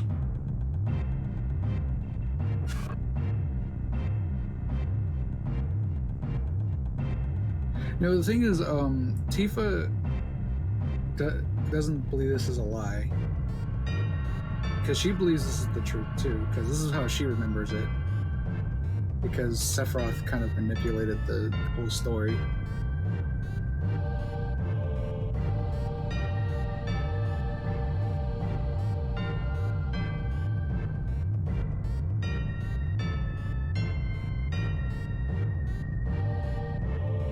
He's a soldier. That's the actual story. That's the actual truth. Yeah. Like, there's so much lore in Final Fantasy VII, it's ridiculous.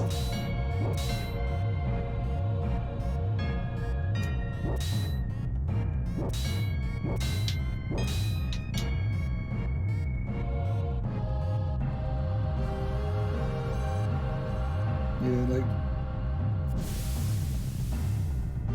Square Enix has a lot of their games. It really does seem like a lot of Square Enix games have very convoluted backgrounds when you really get into it. Yeah. Like a lot of people really talk about like how like Kingdom Hearts just has a very confusing background. It's like, but then you kind of look at literally any other Square game and you kind of realize that that's like the case for all the games. Mm-hmm.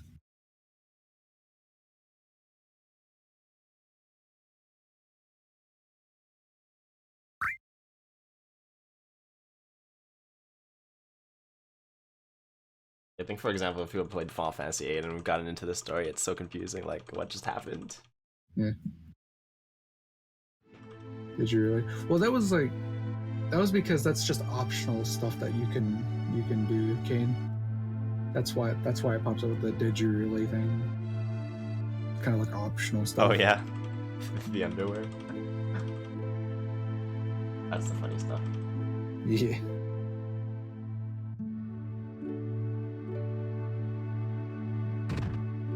Okay, so we're gonna be exploring this mansion. Great, because you get to find your library. We also get to say hi to Vince, but not really. Which is great. Time travel, never confusing this story. Indeed. Though I think like FF8 story isn't that bad. Though I'm also someone that's a big fan of the 6 story, which is very convoluted. Like you kind of have to like really pay attention to the story to kind of understand what's going on. Yeah. Otherwise, just like, who's Laguna? Why? What is this?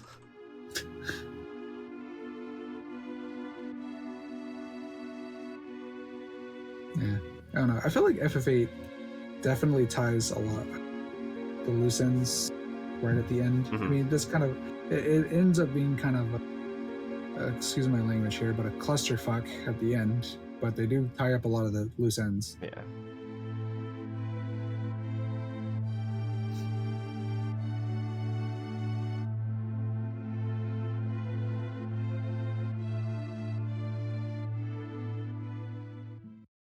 No, I'm the owner of the marathon, so why should I care if I end up that?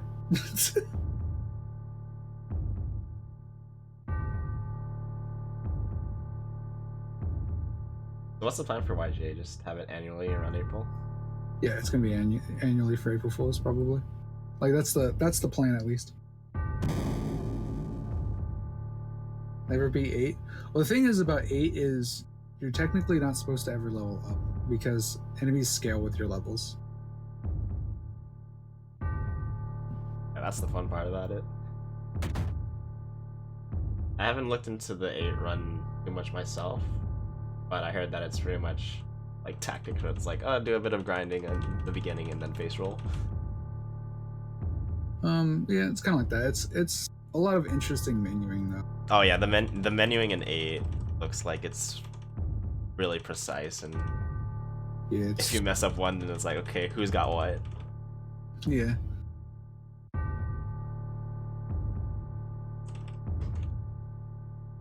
Yeah, there's a lot of things in 8 that the 80% is way different compared to tactics. 80%, because 80% is speedrun. Why does everyone always say that?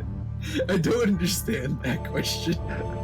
We'll stick around for just a little bit and see. Yeah, you'll see.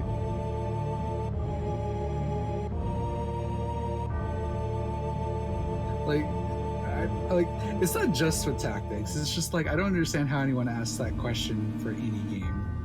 It's like, of course, anything. Like if you put your mind to it, you can speedrun anything. You could speedrun eating pancakes if you wanted to. It's true. Speed eat.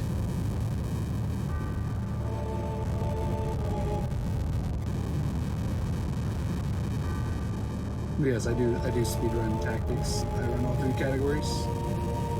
Some more than others, but like I think I've done like 2 runs of 80%.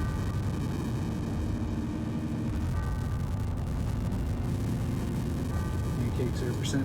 But I'm on that pancake 80%. I don't do that 0%. It's too slow.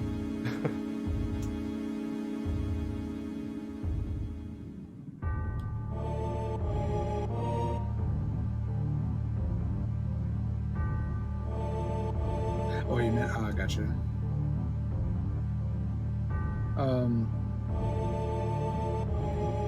Let's see here, like, the current world record for the Final Fantasy Tactics 80% time is 3 hours and 58 minutes. No Math is currently 4 hours, 20 minutes, and 38 seconds.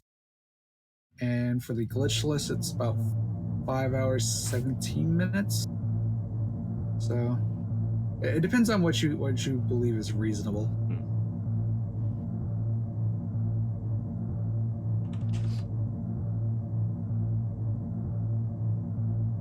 Personally, I think that's pretty reasonable, or at least for an RPG. Yeah. The thing is about tactics is, like, a lot of people like think the game's really tough or that you have to do a lot of grinding, but in actuality, it's not as tough as you would think. Like once you know the game is, yeah, that one, that's the reaction we get all the time. I feel like that just holds true with like any game that someone has like played through casually and is like, okay, I really like this. I wonder how, you know, how someone would speedrun this, and you see all these like, you know, neat tricks and tactics. It's like, oh, I've been playing this game wrong the whole time. Yep, any percent, which will be the next run after this. So stick around for that. It's pretty much just used as called yes math. Some people like to call it.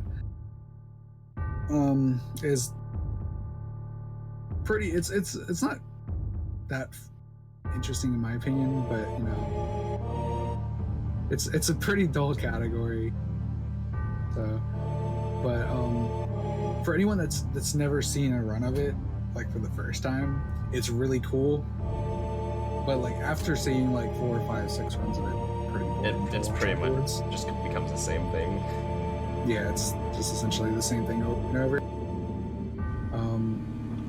But as for no math, I feel like is more interesting. Mainly because there's a lot of different because like that run comes less, well, I wouldn't say less about the execution, because there's definitely just as much, if not more, execution required for no math, but it's also, there's like a lot of menu speeds, menu speed, knowing the backups, recovers and stuff like that. It's more about actually playing the video game than just, hey, I'm just gonna mash in this math and then just everyone dies. Yep, pretty much. Well, hopefully everyone dies. Yeah, hopefully everyone dies. And if no one dies, then you just do it.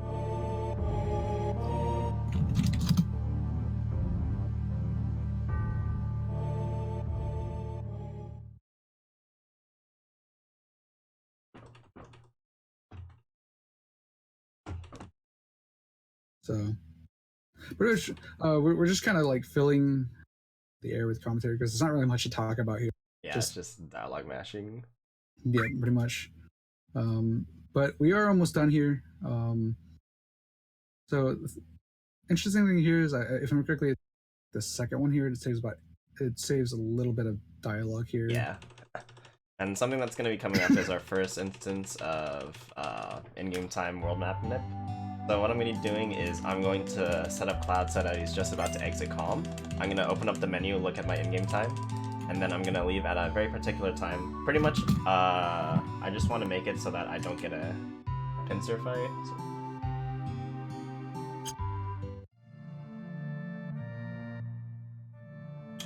we'll see. So, like I said earlier with the world map, in-game time actually manipulates what encounters we get where. And this looks good. So pincer attacks, they're rough because we have to clear out one side of enemies before we can actually run away. And here I'm going to be doing something which is really fun to do. We're going to be manipulating the Zalem. Okay. So the thing with the Zalem here is he's going to do his movement thing. I'm going to try to come over here and get behind this corner, and we can actually manipulate where the Zalem's going to go. I'm going to basically go, put him in this corner, come over here. Oh! Okay, so here I missed this cutscene skip. If you open up the menu at the exact frame that you actually trigger this cutscene, then you actually skip it. But that's okay because I'd have to skip it twice, which we'll see in a bit. So we got through the Zalem part. We're gonna make our way through the cave. And then we're going to make a save file right when we exit. And then from there, we're gonna go through the first, maybe like third of the comp sequence again. And that's because we're going to intentionally get a game over. Spoiler alert.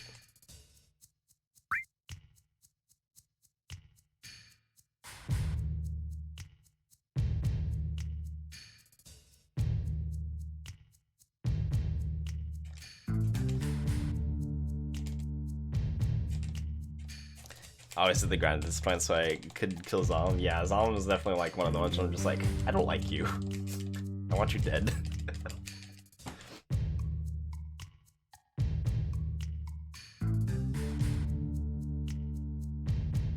Just a bit of dialogue matching. I'm going to make a save. So far I've saved in slots 2 and 3, and from now on I can just save in slot 1 because slots 2 and 3 are set up for warping later on. So you will see the game black out for a little bit here, and that's because I'm actually exiting the game, so I can reload save.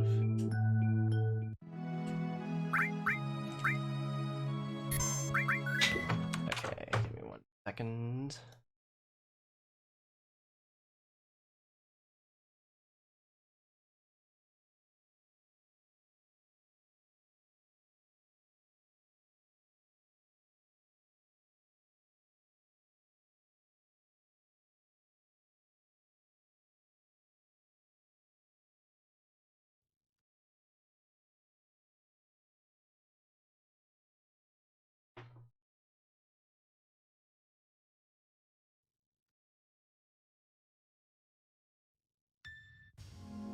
Okay.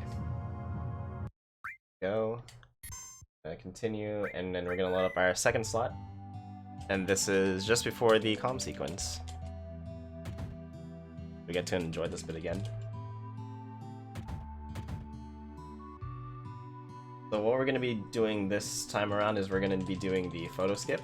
And the photo skip is essentially we're going to make it so that we can walk past Sephiroth in the beginning, right before we're supposed to be leaving with Tifa as our guide. And this, for one, it saves us some dialogue, which is why you can do it on the PS2 version. But in our case here, we're actually setting up a kind of like bad memory so that we can get access to the debug room later on in the run. So yeah, we're back here in Calm. This is what I meant by we're gonna see the dragon again, because we're about to fight it again. We'll see how RNG treats us.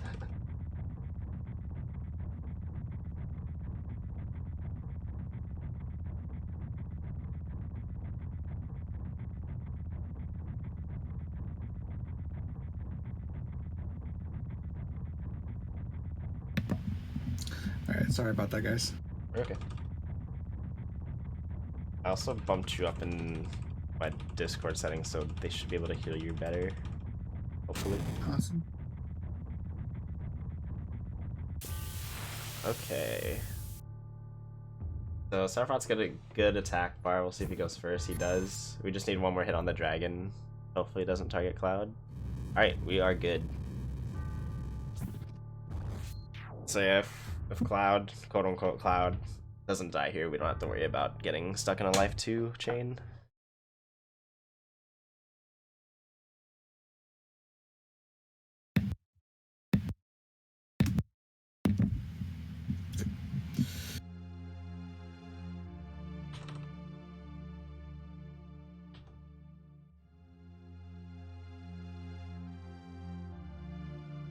Gets absolutely broken. We're just gonna bust the game wide open. Yeah.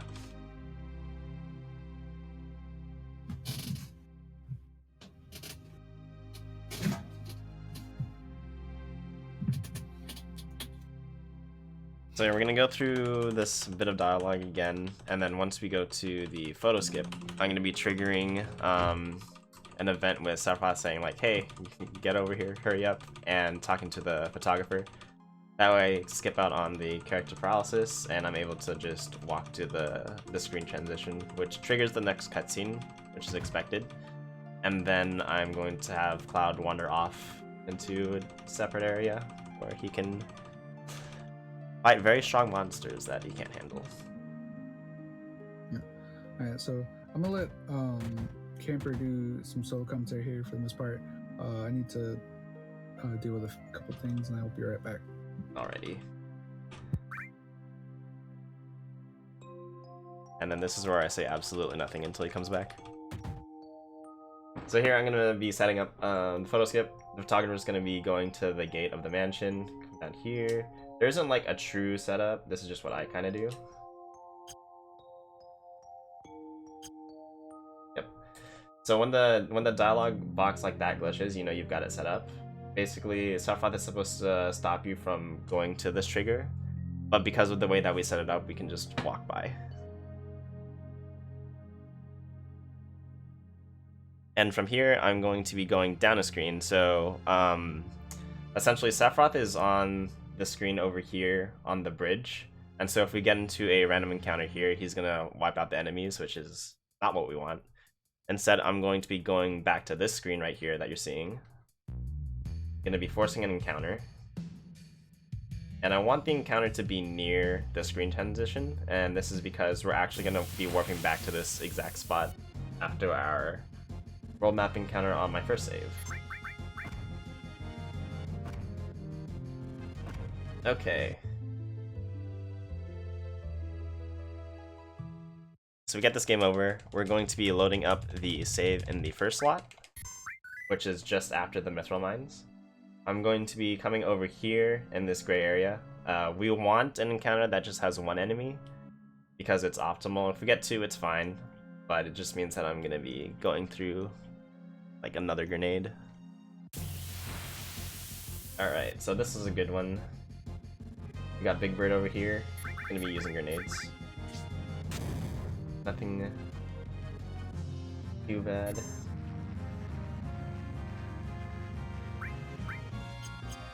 It's left over. So this barret grenade should kill. And typically, what would happen is that we would get into the, you know, XP and kill screen. But we're actually just gonna be warping back to where we were. So we actually jumped ahead to this section of the game, which we're not supposed to be at until much later. And this is where we're going to be fighting a Materia Keeper. So I'm going to be bringing in Red and Aerith. This is essential for the setup. I'm going to be going into here, using Tranks on these three. I'm going to be healing up Cloud. And I'm going to save, because Materia Keeper can be kind of a troll.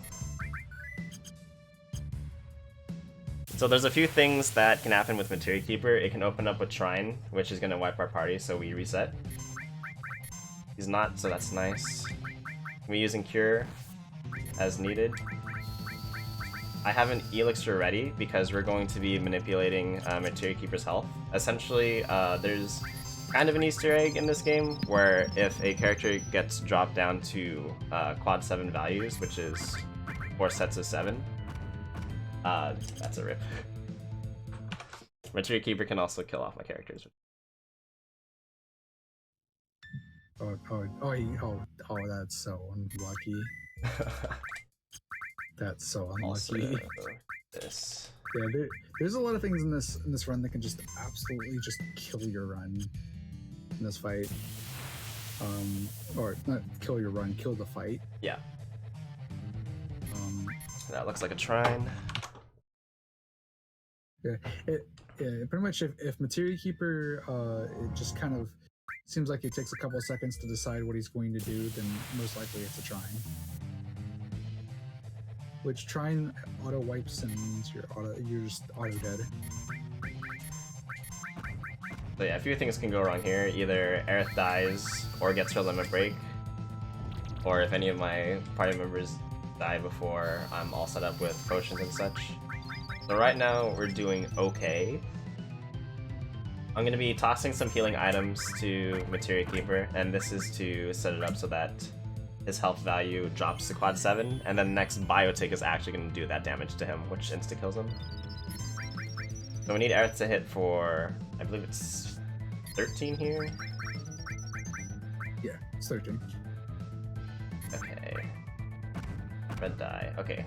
So as long as she doesn't crit or miss, good. We toss this high potion, and then it's gonna rip. Fun stuff. Did you miss? No. It it hit. We're good. Materia Keeper ripped.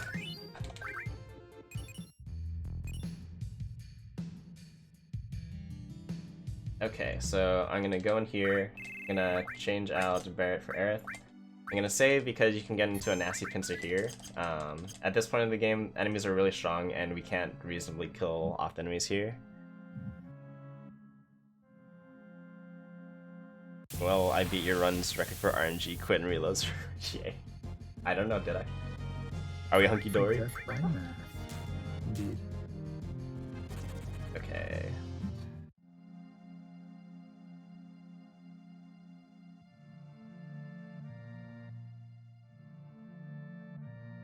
Okay. Made it to Rocket Town. So here I'm going to be doing a shop where I buy some high potions and then the time spell. Time spell's for haste. We're going to be using that on boss coming up. High potions are to heal during that boss. And I'm also going to buy a tranquilizer because I didn't get one first. Start by selling off this. That should be good. Buy that, tranquilizer, and time.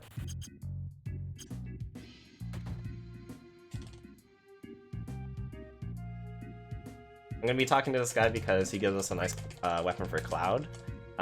This is the Yoshi something or other, and its power scales based on how many other members in your party in battle are dead, which is why we typically want Red and Barret to be ripped at the end of the next fight. Do that.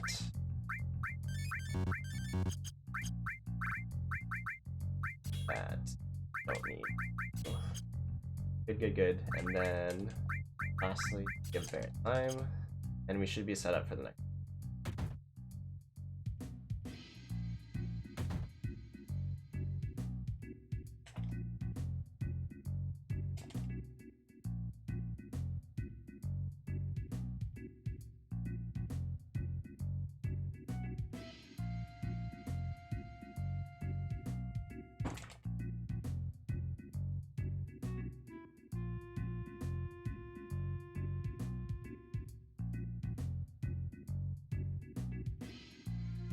So here we're pretty much just progressing story. We're gonna go get Sid, although we don't actually use him until after we get into the bug room.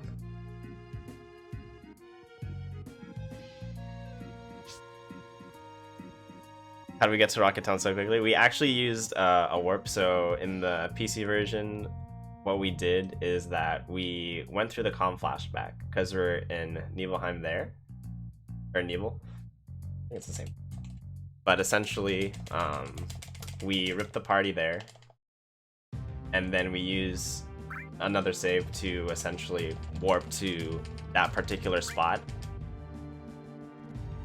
And because of the way that the memory works, the game just thinks that we've progressed this far.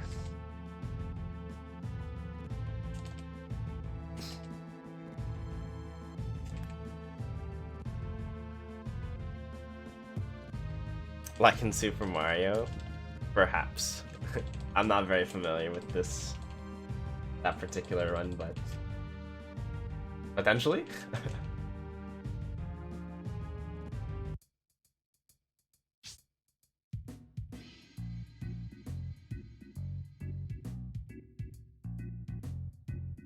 I think anyone accidentally got that warp back in the 90s would be hilarious.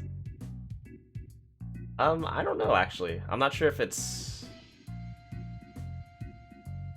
I think it might be. Because I know that there was, you know, the actual PC release, the original one. I'm using the Steam version right now, so perhaps it's still possible to do, but I'm not 100% sure on that. But yeah, that would be funny.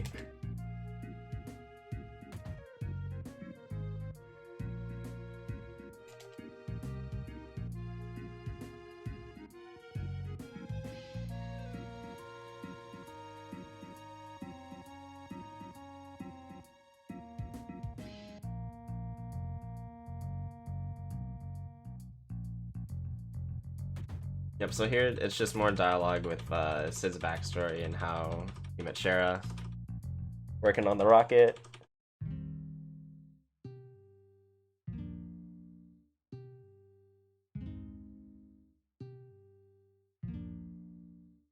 This part is a great time for me because there's a countdown that happens with the rocket launch, which is like 30 seconds, and then there's a cutscene following it. During that time, I don't have to do anything. Like, there's dialogue, but even if I don't mash through it, it'll be fine. So it's lovely. Because I can just rest. There would have been no Dis 2 transition. Ah, this is true. Okay, that makes sense. It's been a while since I've actually played on like the PS1, so I don't I don't remember where all the disc transitions are in regards to like story progression and such. I thought all installed like most PC games. Oh yeah, just unpackaged it onto the PC and then just loaded from there. Yeah, I don't remember this. I didn't have it on PC. I played on PlayStation. So this is the break I was talking about. So the next boss fight, essentially all Palmer is going to be doing is using his Mako gun. This is happening for the reason that we tranquilize everyone in our party, is that the AI would actually do a different attack if not everyone was tranquilized. But since they are, it's a-okay. And what we're going to be doing is we're going to be poisoning Palmer and then hasting him. This is so that poison ticks count down faster. At the end of the fight, I would like Cloud to be the only one alive so that he gets the attack boost with his new weapon. But even with not, we can still manage.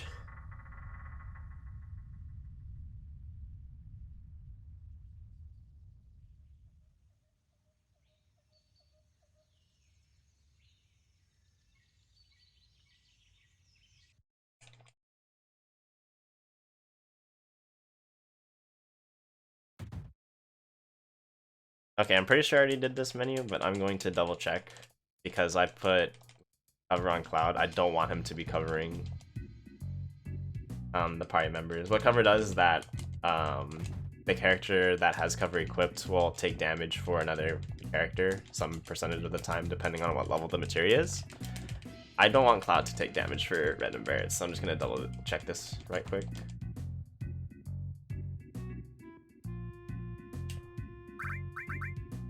Yeah, okay.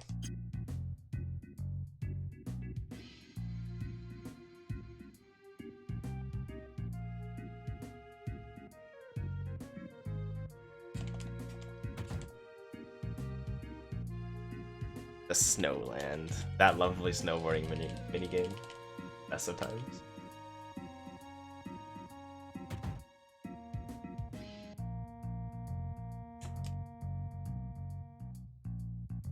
Okay, so here's Palmer. We just saw him in the Shinra building like half an hour ago. Wait, I remember you guys. Yeah, I remember you too. Alright, we're gonna cast Bio. We're gonna heal up Barrett here, because until everything sticks, we need our party members to be alive. That's good. And then I don't have to worry about anything. Pretty much I'm just gonna make it so that Cloud is the only one alive, so we're hanging out.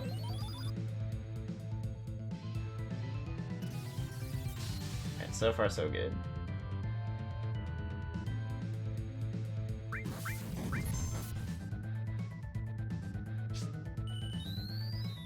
Yeah, hopefully Palmer decides, like...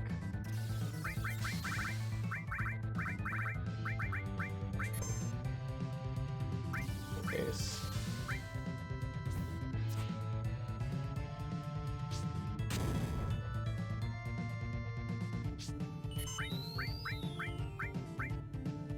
I don't need any grenades anymore. Okay, perfect. So yeah, Palmer, all he's gonna do is use Mako gun. He has, I believe, maybe like 10 charges of it. So I have more than enough high potions to accommodate the damage that he's going to be doing onto Cloud.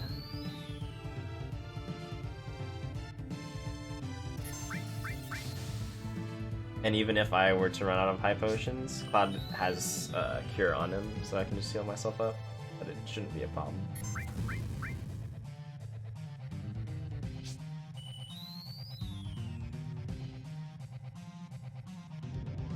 So yeah, Palmer's just gonna be dancing about while he's taking poison damage ticks. And that's Palmer.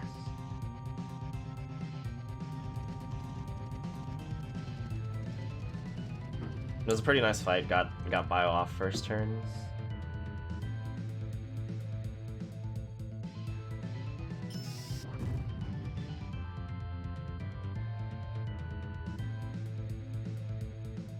Okay, so then there's some more dialogue to be skipped, basically.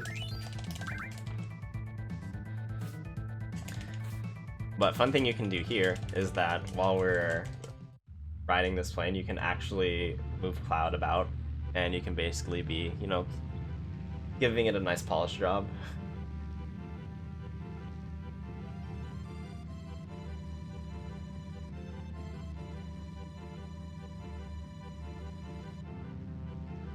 It's probably hard to see, but yeah, you can kind of move Cloud a bit. It's like, what's safety measures on a plane? Easy peasy.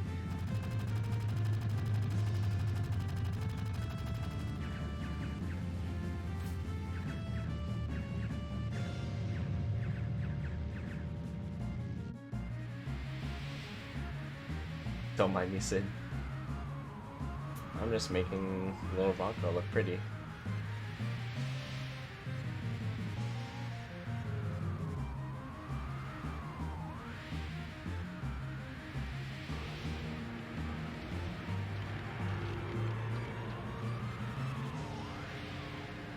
Wax on, wax off, indeed.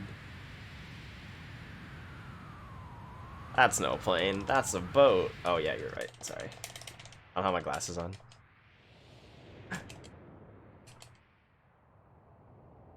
So what we're going to be doing here is we're actually going to be going back to the Midgar area. We're going to do the whole Zolom thing, and that's because we're going to be setting up the Yuffie Warp. So the Yuffie Warp, it's similar to what I did to skip to Materia Keeper. We're going to get an intentional game over during the Motor Ball fight, which is why I have a save back at the Shinra HQ. And from there, we're going to warp to the debug room. Everything comes full circle this last stretch of the run.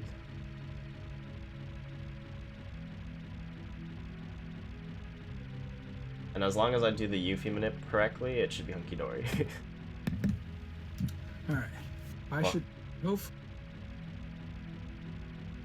Go ahead, I was just gonna say welcome back. Or not. My mic is not reading for some wasn't reading for some reason. Oh. There we go. I bopped it a couple times. There you go. Alright, so yeah. All I gotta say is drama. You gotta love it. Anyway, oh yeah.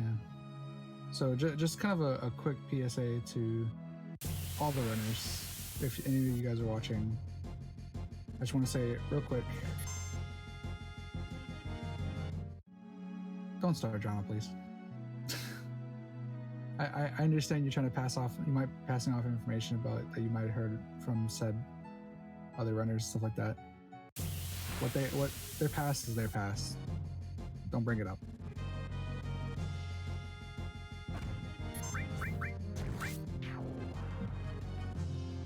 Alright, so we got into a pincer fight here. It's great. Because I actually have to clear off. There we go. Now we can run away. Okay, so gonna be meeting our friend Zolom here in a bit again. Going to be manipulating its position. So Lemmerbeck would have been nice for Yuffie, but it's not necessary. I do plenty damage because Bear. Okay, Zolom's over there. I don't like this. So what I'm actually gonna do is I'm going to be saving here real quick, and I'm going to restart the game. So that way, Zolom's position is actually reset to its initial one, and I can do the setup easy. Yeah, so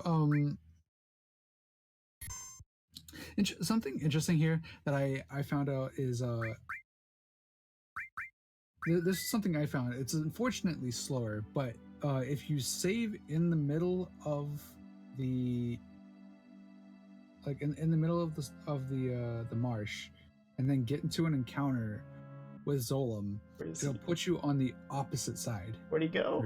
Where'd Zolom go? Where did he go? Just YOLO, dude. Just YOLO. Oh. Okay. He was gonna catch me there. What's great is you can actually save in the marsh, so that's fine. Yeah, you can actually save in the marsh. Actually. I was like, I don't know where he is. He was like right behind you, dude. What the heck? I guess he just spawned to the left more rather than where I was expecting, but that's fine. I guess so.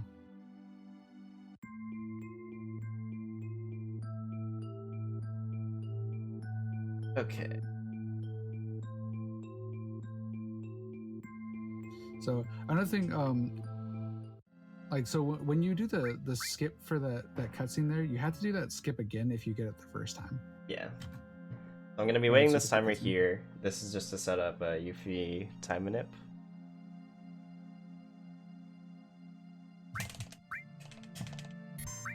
Okay, so presuming I did this correctly, be hunky dory. So what I'm going to be doing, I'm gonna be loading up my file that I have at the Shinra HQ. Wait for the. I'm gonna go back in. And then we're going to do an intentional death on Motorball. So the first time through, what we did was we made it so that we only got red bikes, and this is to prevent damage. This time through, we actually want as much damage as we can put onto Barret and Tifa, and this is just to make it so that the Motorball fight goes by faster.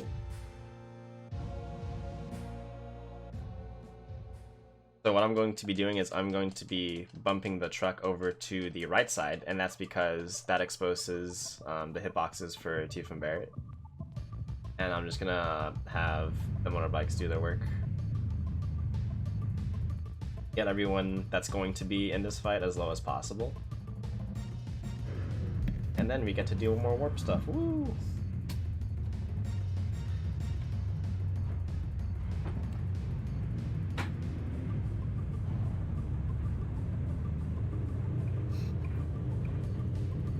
So, yeah, this is like pretty much like the game just really just doesn't know what to do after this point. It's gonna.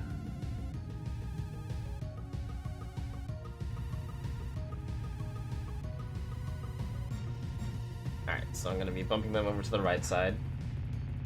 I'm gonna wait for some motorbikes to kind of like take my place because they will. Be right back again. Yeah, that works. I'm going to also be taking damage with Cloud, and that's because, you know, Cloud's gonna be in that Motorball fight, so I need him damaged as well.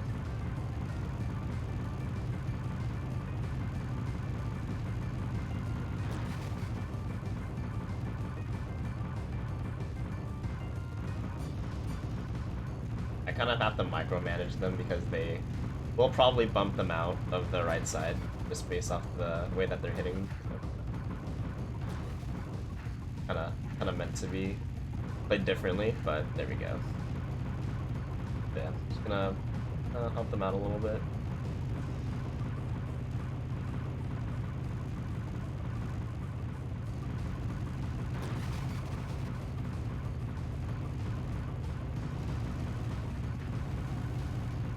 And the reason that I'm shifting Cloud over to this position against the bike is just that he gets continuous damage. That should be low enough. I'll just, you know, start taking damage from all these bikes. You see that Barret and Tifa's health bars are gone, so they're in a good spot. It's just about a matter of getting Cloud down as much as possible. I'm not going to be able to drop his health all the way down, but it should be good enough.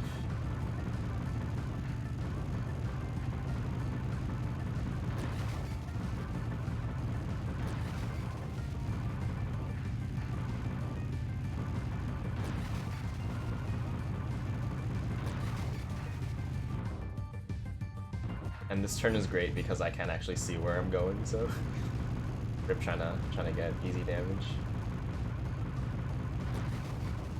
Alright, I'm gonna back up into Motorball here.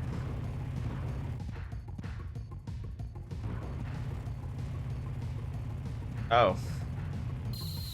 I guess we're in a be right back screen. Are we? No, we're not. Okay. Alright, sorry. I thought that perhaps something oopsied, but yeah, we're okay.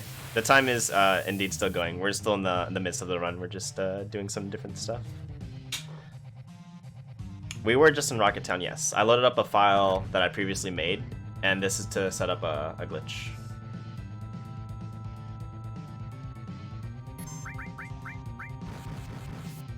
So if Motorball attacks us another time, that's okay. Cool.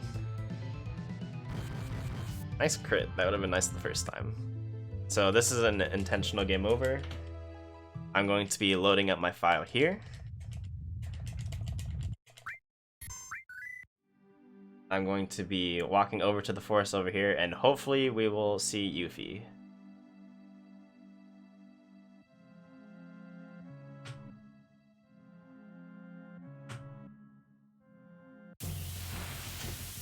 Beautiful. So, in normal circumstances, there's a 6% chance that Yuffie appears in this forest. It's because it's early in the game. It's the first possible opportunity you have to find Yuffie. But because we're using an in-game time world map manip, we can basically just say, hey, yeah, just show up, please. And now typically we would go into this cutscene with Yuffie where you can try to recruit her, but because we're on PC, we're back at Motorball, woo! Glorious.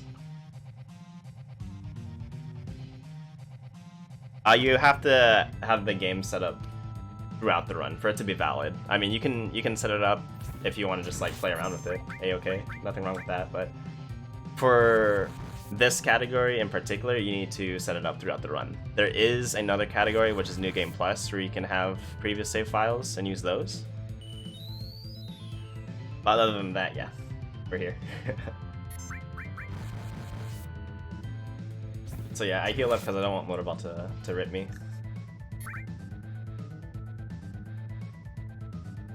Yeah, precisely what Kane says. Yo, Steve, welcome.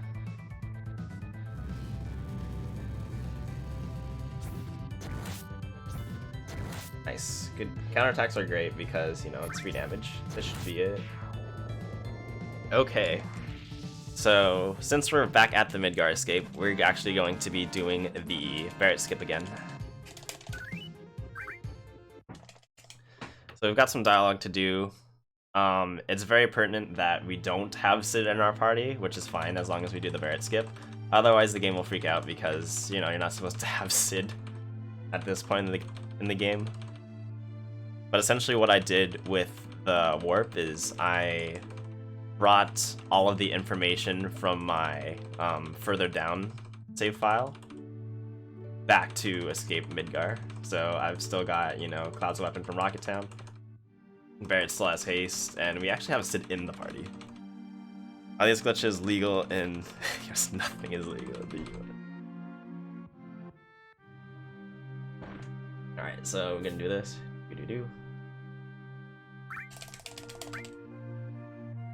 Exit.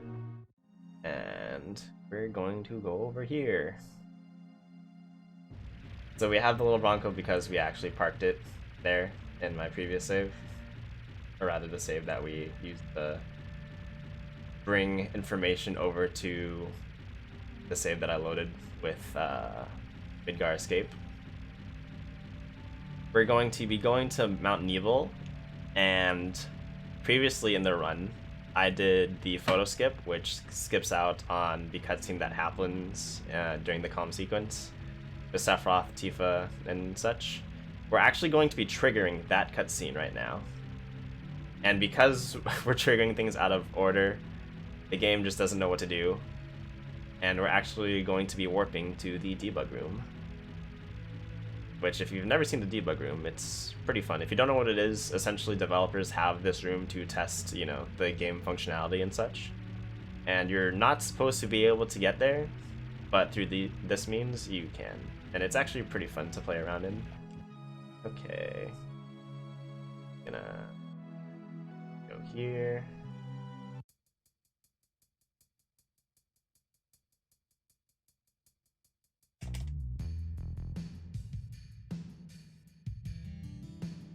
And now the game is kind of frozen, and then Sephiroth starts talking. We just leave. Come over here. Alright. And we'll make our way over here. So what we're going to be doing now is we're looking for a very particular encounter with monsters called Spencer, and they look like, I don't know, little, like, ground fish.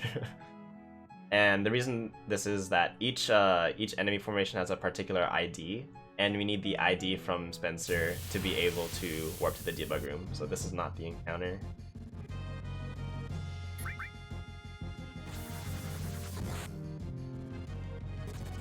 Okay, I'm gonna be healing up here.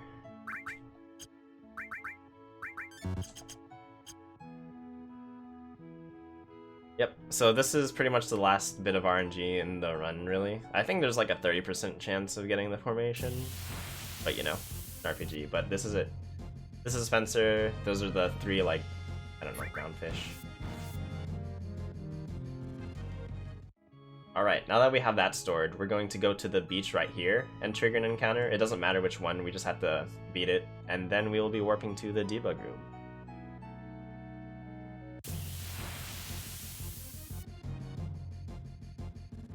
Oh, it's the egg. The egg's great because it's a single enemy. It just goes by a bit faster.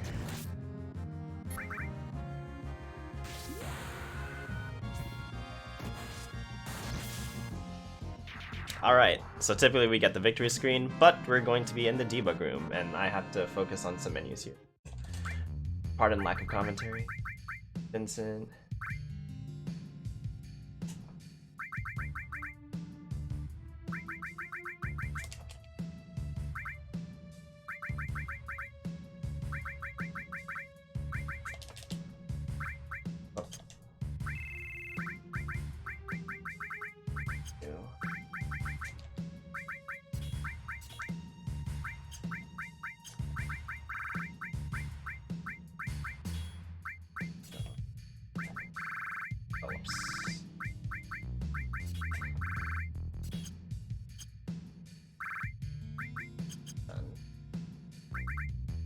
Hey. Yep, the names are fantastic.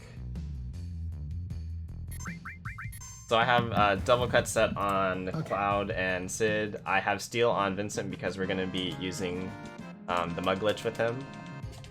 And so here we're basically powering up everyone using this this debug fight. It gives us a lot of XP and AP. And we need Vincent to have mug in order to do the mug glitch. No, as per the name, we need mug. Indeed. Alright. Welcome back again. Yeah, sorry I keep cutting back in and out, guys. Just a lot of crap. It's starting to get on my nerves. Alright, and then we're gonna go here. And this should be the final stretch. So basically, we warp to the end of the game where we fight Genova Synthesis. And yeah. Game thinks we're on like the floating platforms, but doesn't know what to do because the discs are messed up. So we see Midgar again. In case you missed the explosion. Midgar just exploding. So interesting thing here is you probably see that there's 4-42. So the reason why we can't go to the 4-42, which is the Sephiroth cutscene, is because the game kind of just soft locks if you don't fight Genova. At least as far as I've heard. Yeah. I don't know how accurate that is from what I heard. That's why. It gets confused when you're supposed to be warping to the very last one. So I think it's after Safer when the party gets back to like the beginning. I don't think it's a soft lock actually. I think what happens is that because you get warped to the scene where everyone's sitting right before the descent to Genova, it actually starts the Genova fight from there, and then it soft locks because it's out of order. I think I accidentally pressed that option once. So the reason that we're using Sid and Vincent, Sid, I don't particularly know why. It might just be that his damage output and animation speed is one of the faster ones. But the reason that we're... Sid, as far as I know, has the highest damage output out of all the characters. Gotcha. Yeah, it's also because we're using everyone's ultimate weapon, so I think that has some kind of like formula scaling with damage output. But as far as using Vincent, we're using something called the Mug Glitch. Whoops, not you. Where if you have Mug equipped with some of Vincent's weapons, it'll actually skip the next animation that's supposed to play out. And we abuse this to skip all of the boss dying animations here. Because typically they take up minutes of time. Yep.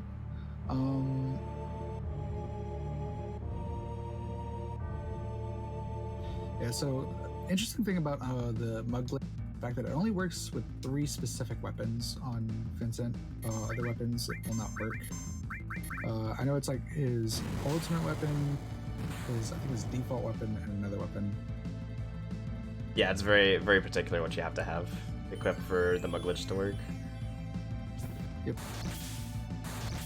So here, you want to wait like 3 seconds before you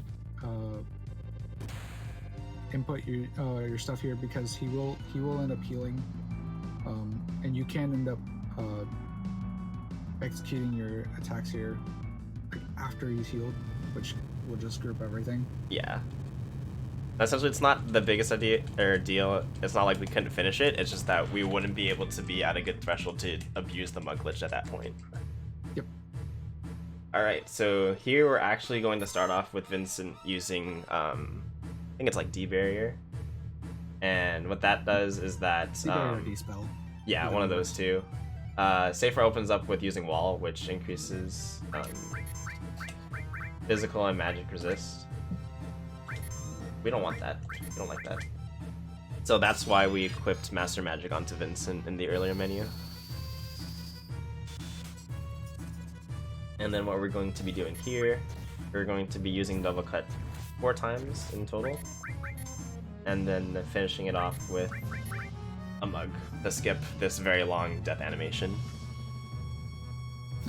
So, explain exactly what Mug Glitch does. So, what Mug Glitch does is it, after the Mug happens with Vincent, it essentially skips over the next animation. Yeah. Whether that's a death animation, whether that's summoning animation, whether that's spell animation, it doesn't matter. It will automatically skip over the entire thing.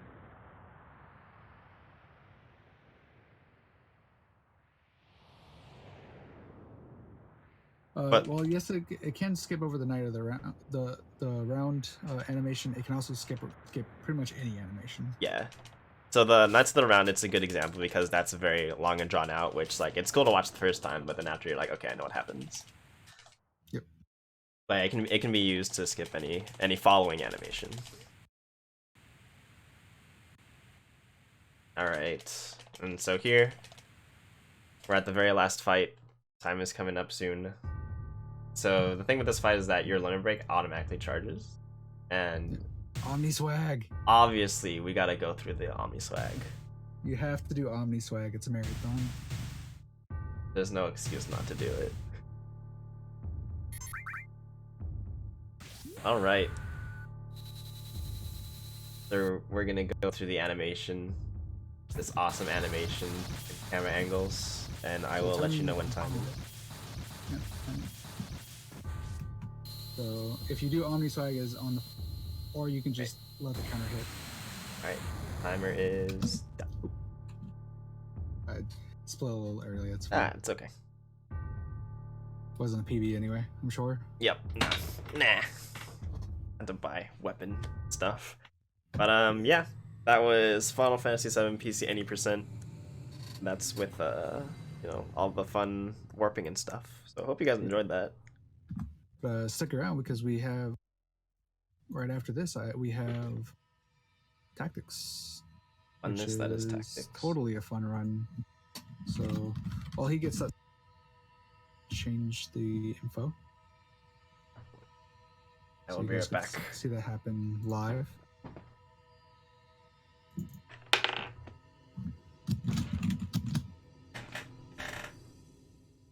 Squeaky chair, just like mine.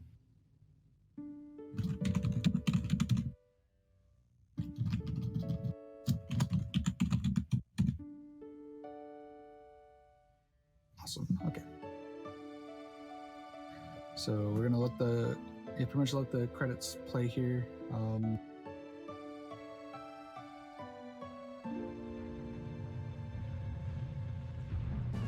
So for anyone that has not tactics run, any percent is gonna be like the first time you watch it, it's pretty mind blowing. After that, it's not that entertaining. It's pretty boring.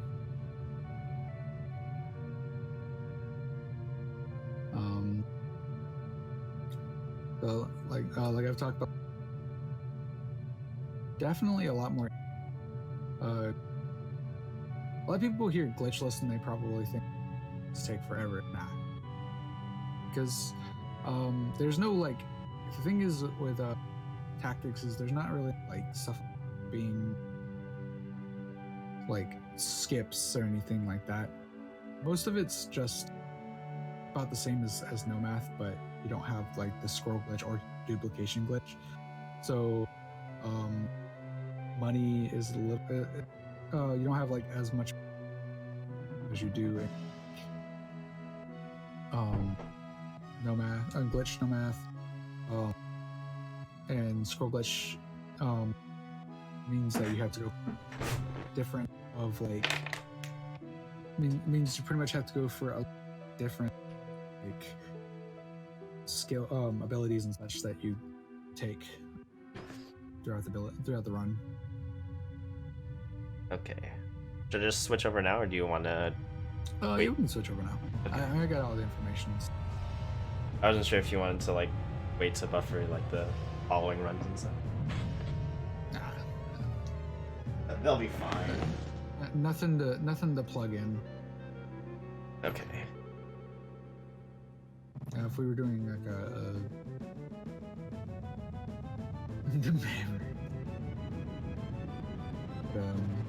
while you go ahead and get that set up, I'll use the restroom. Okay. This is long. Everything falls apart.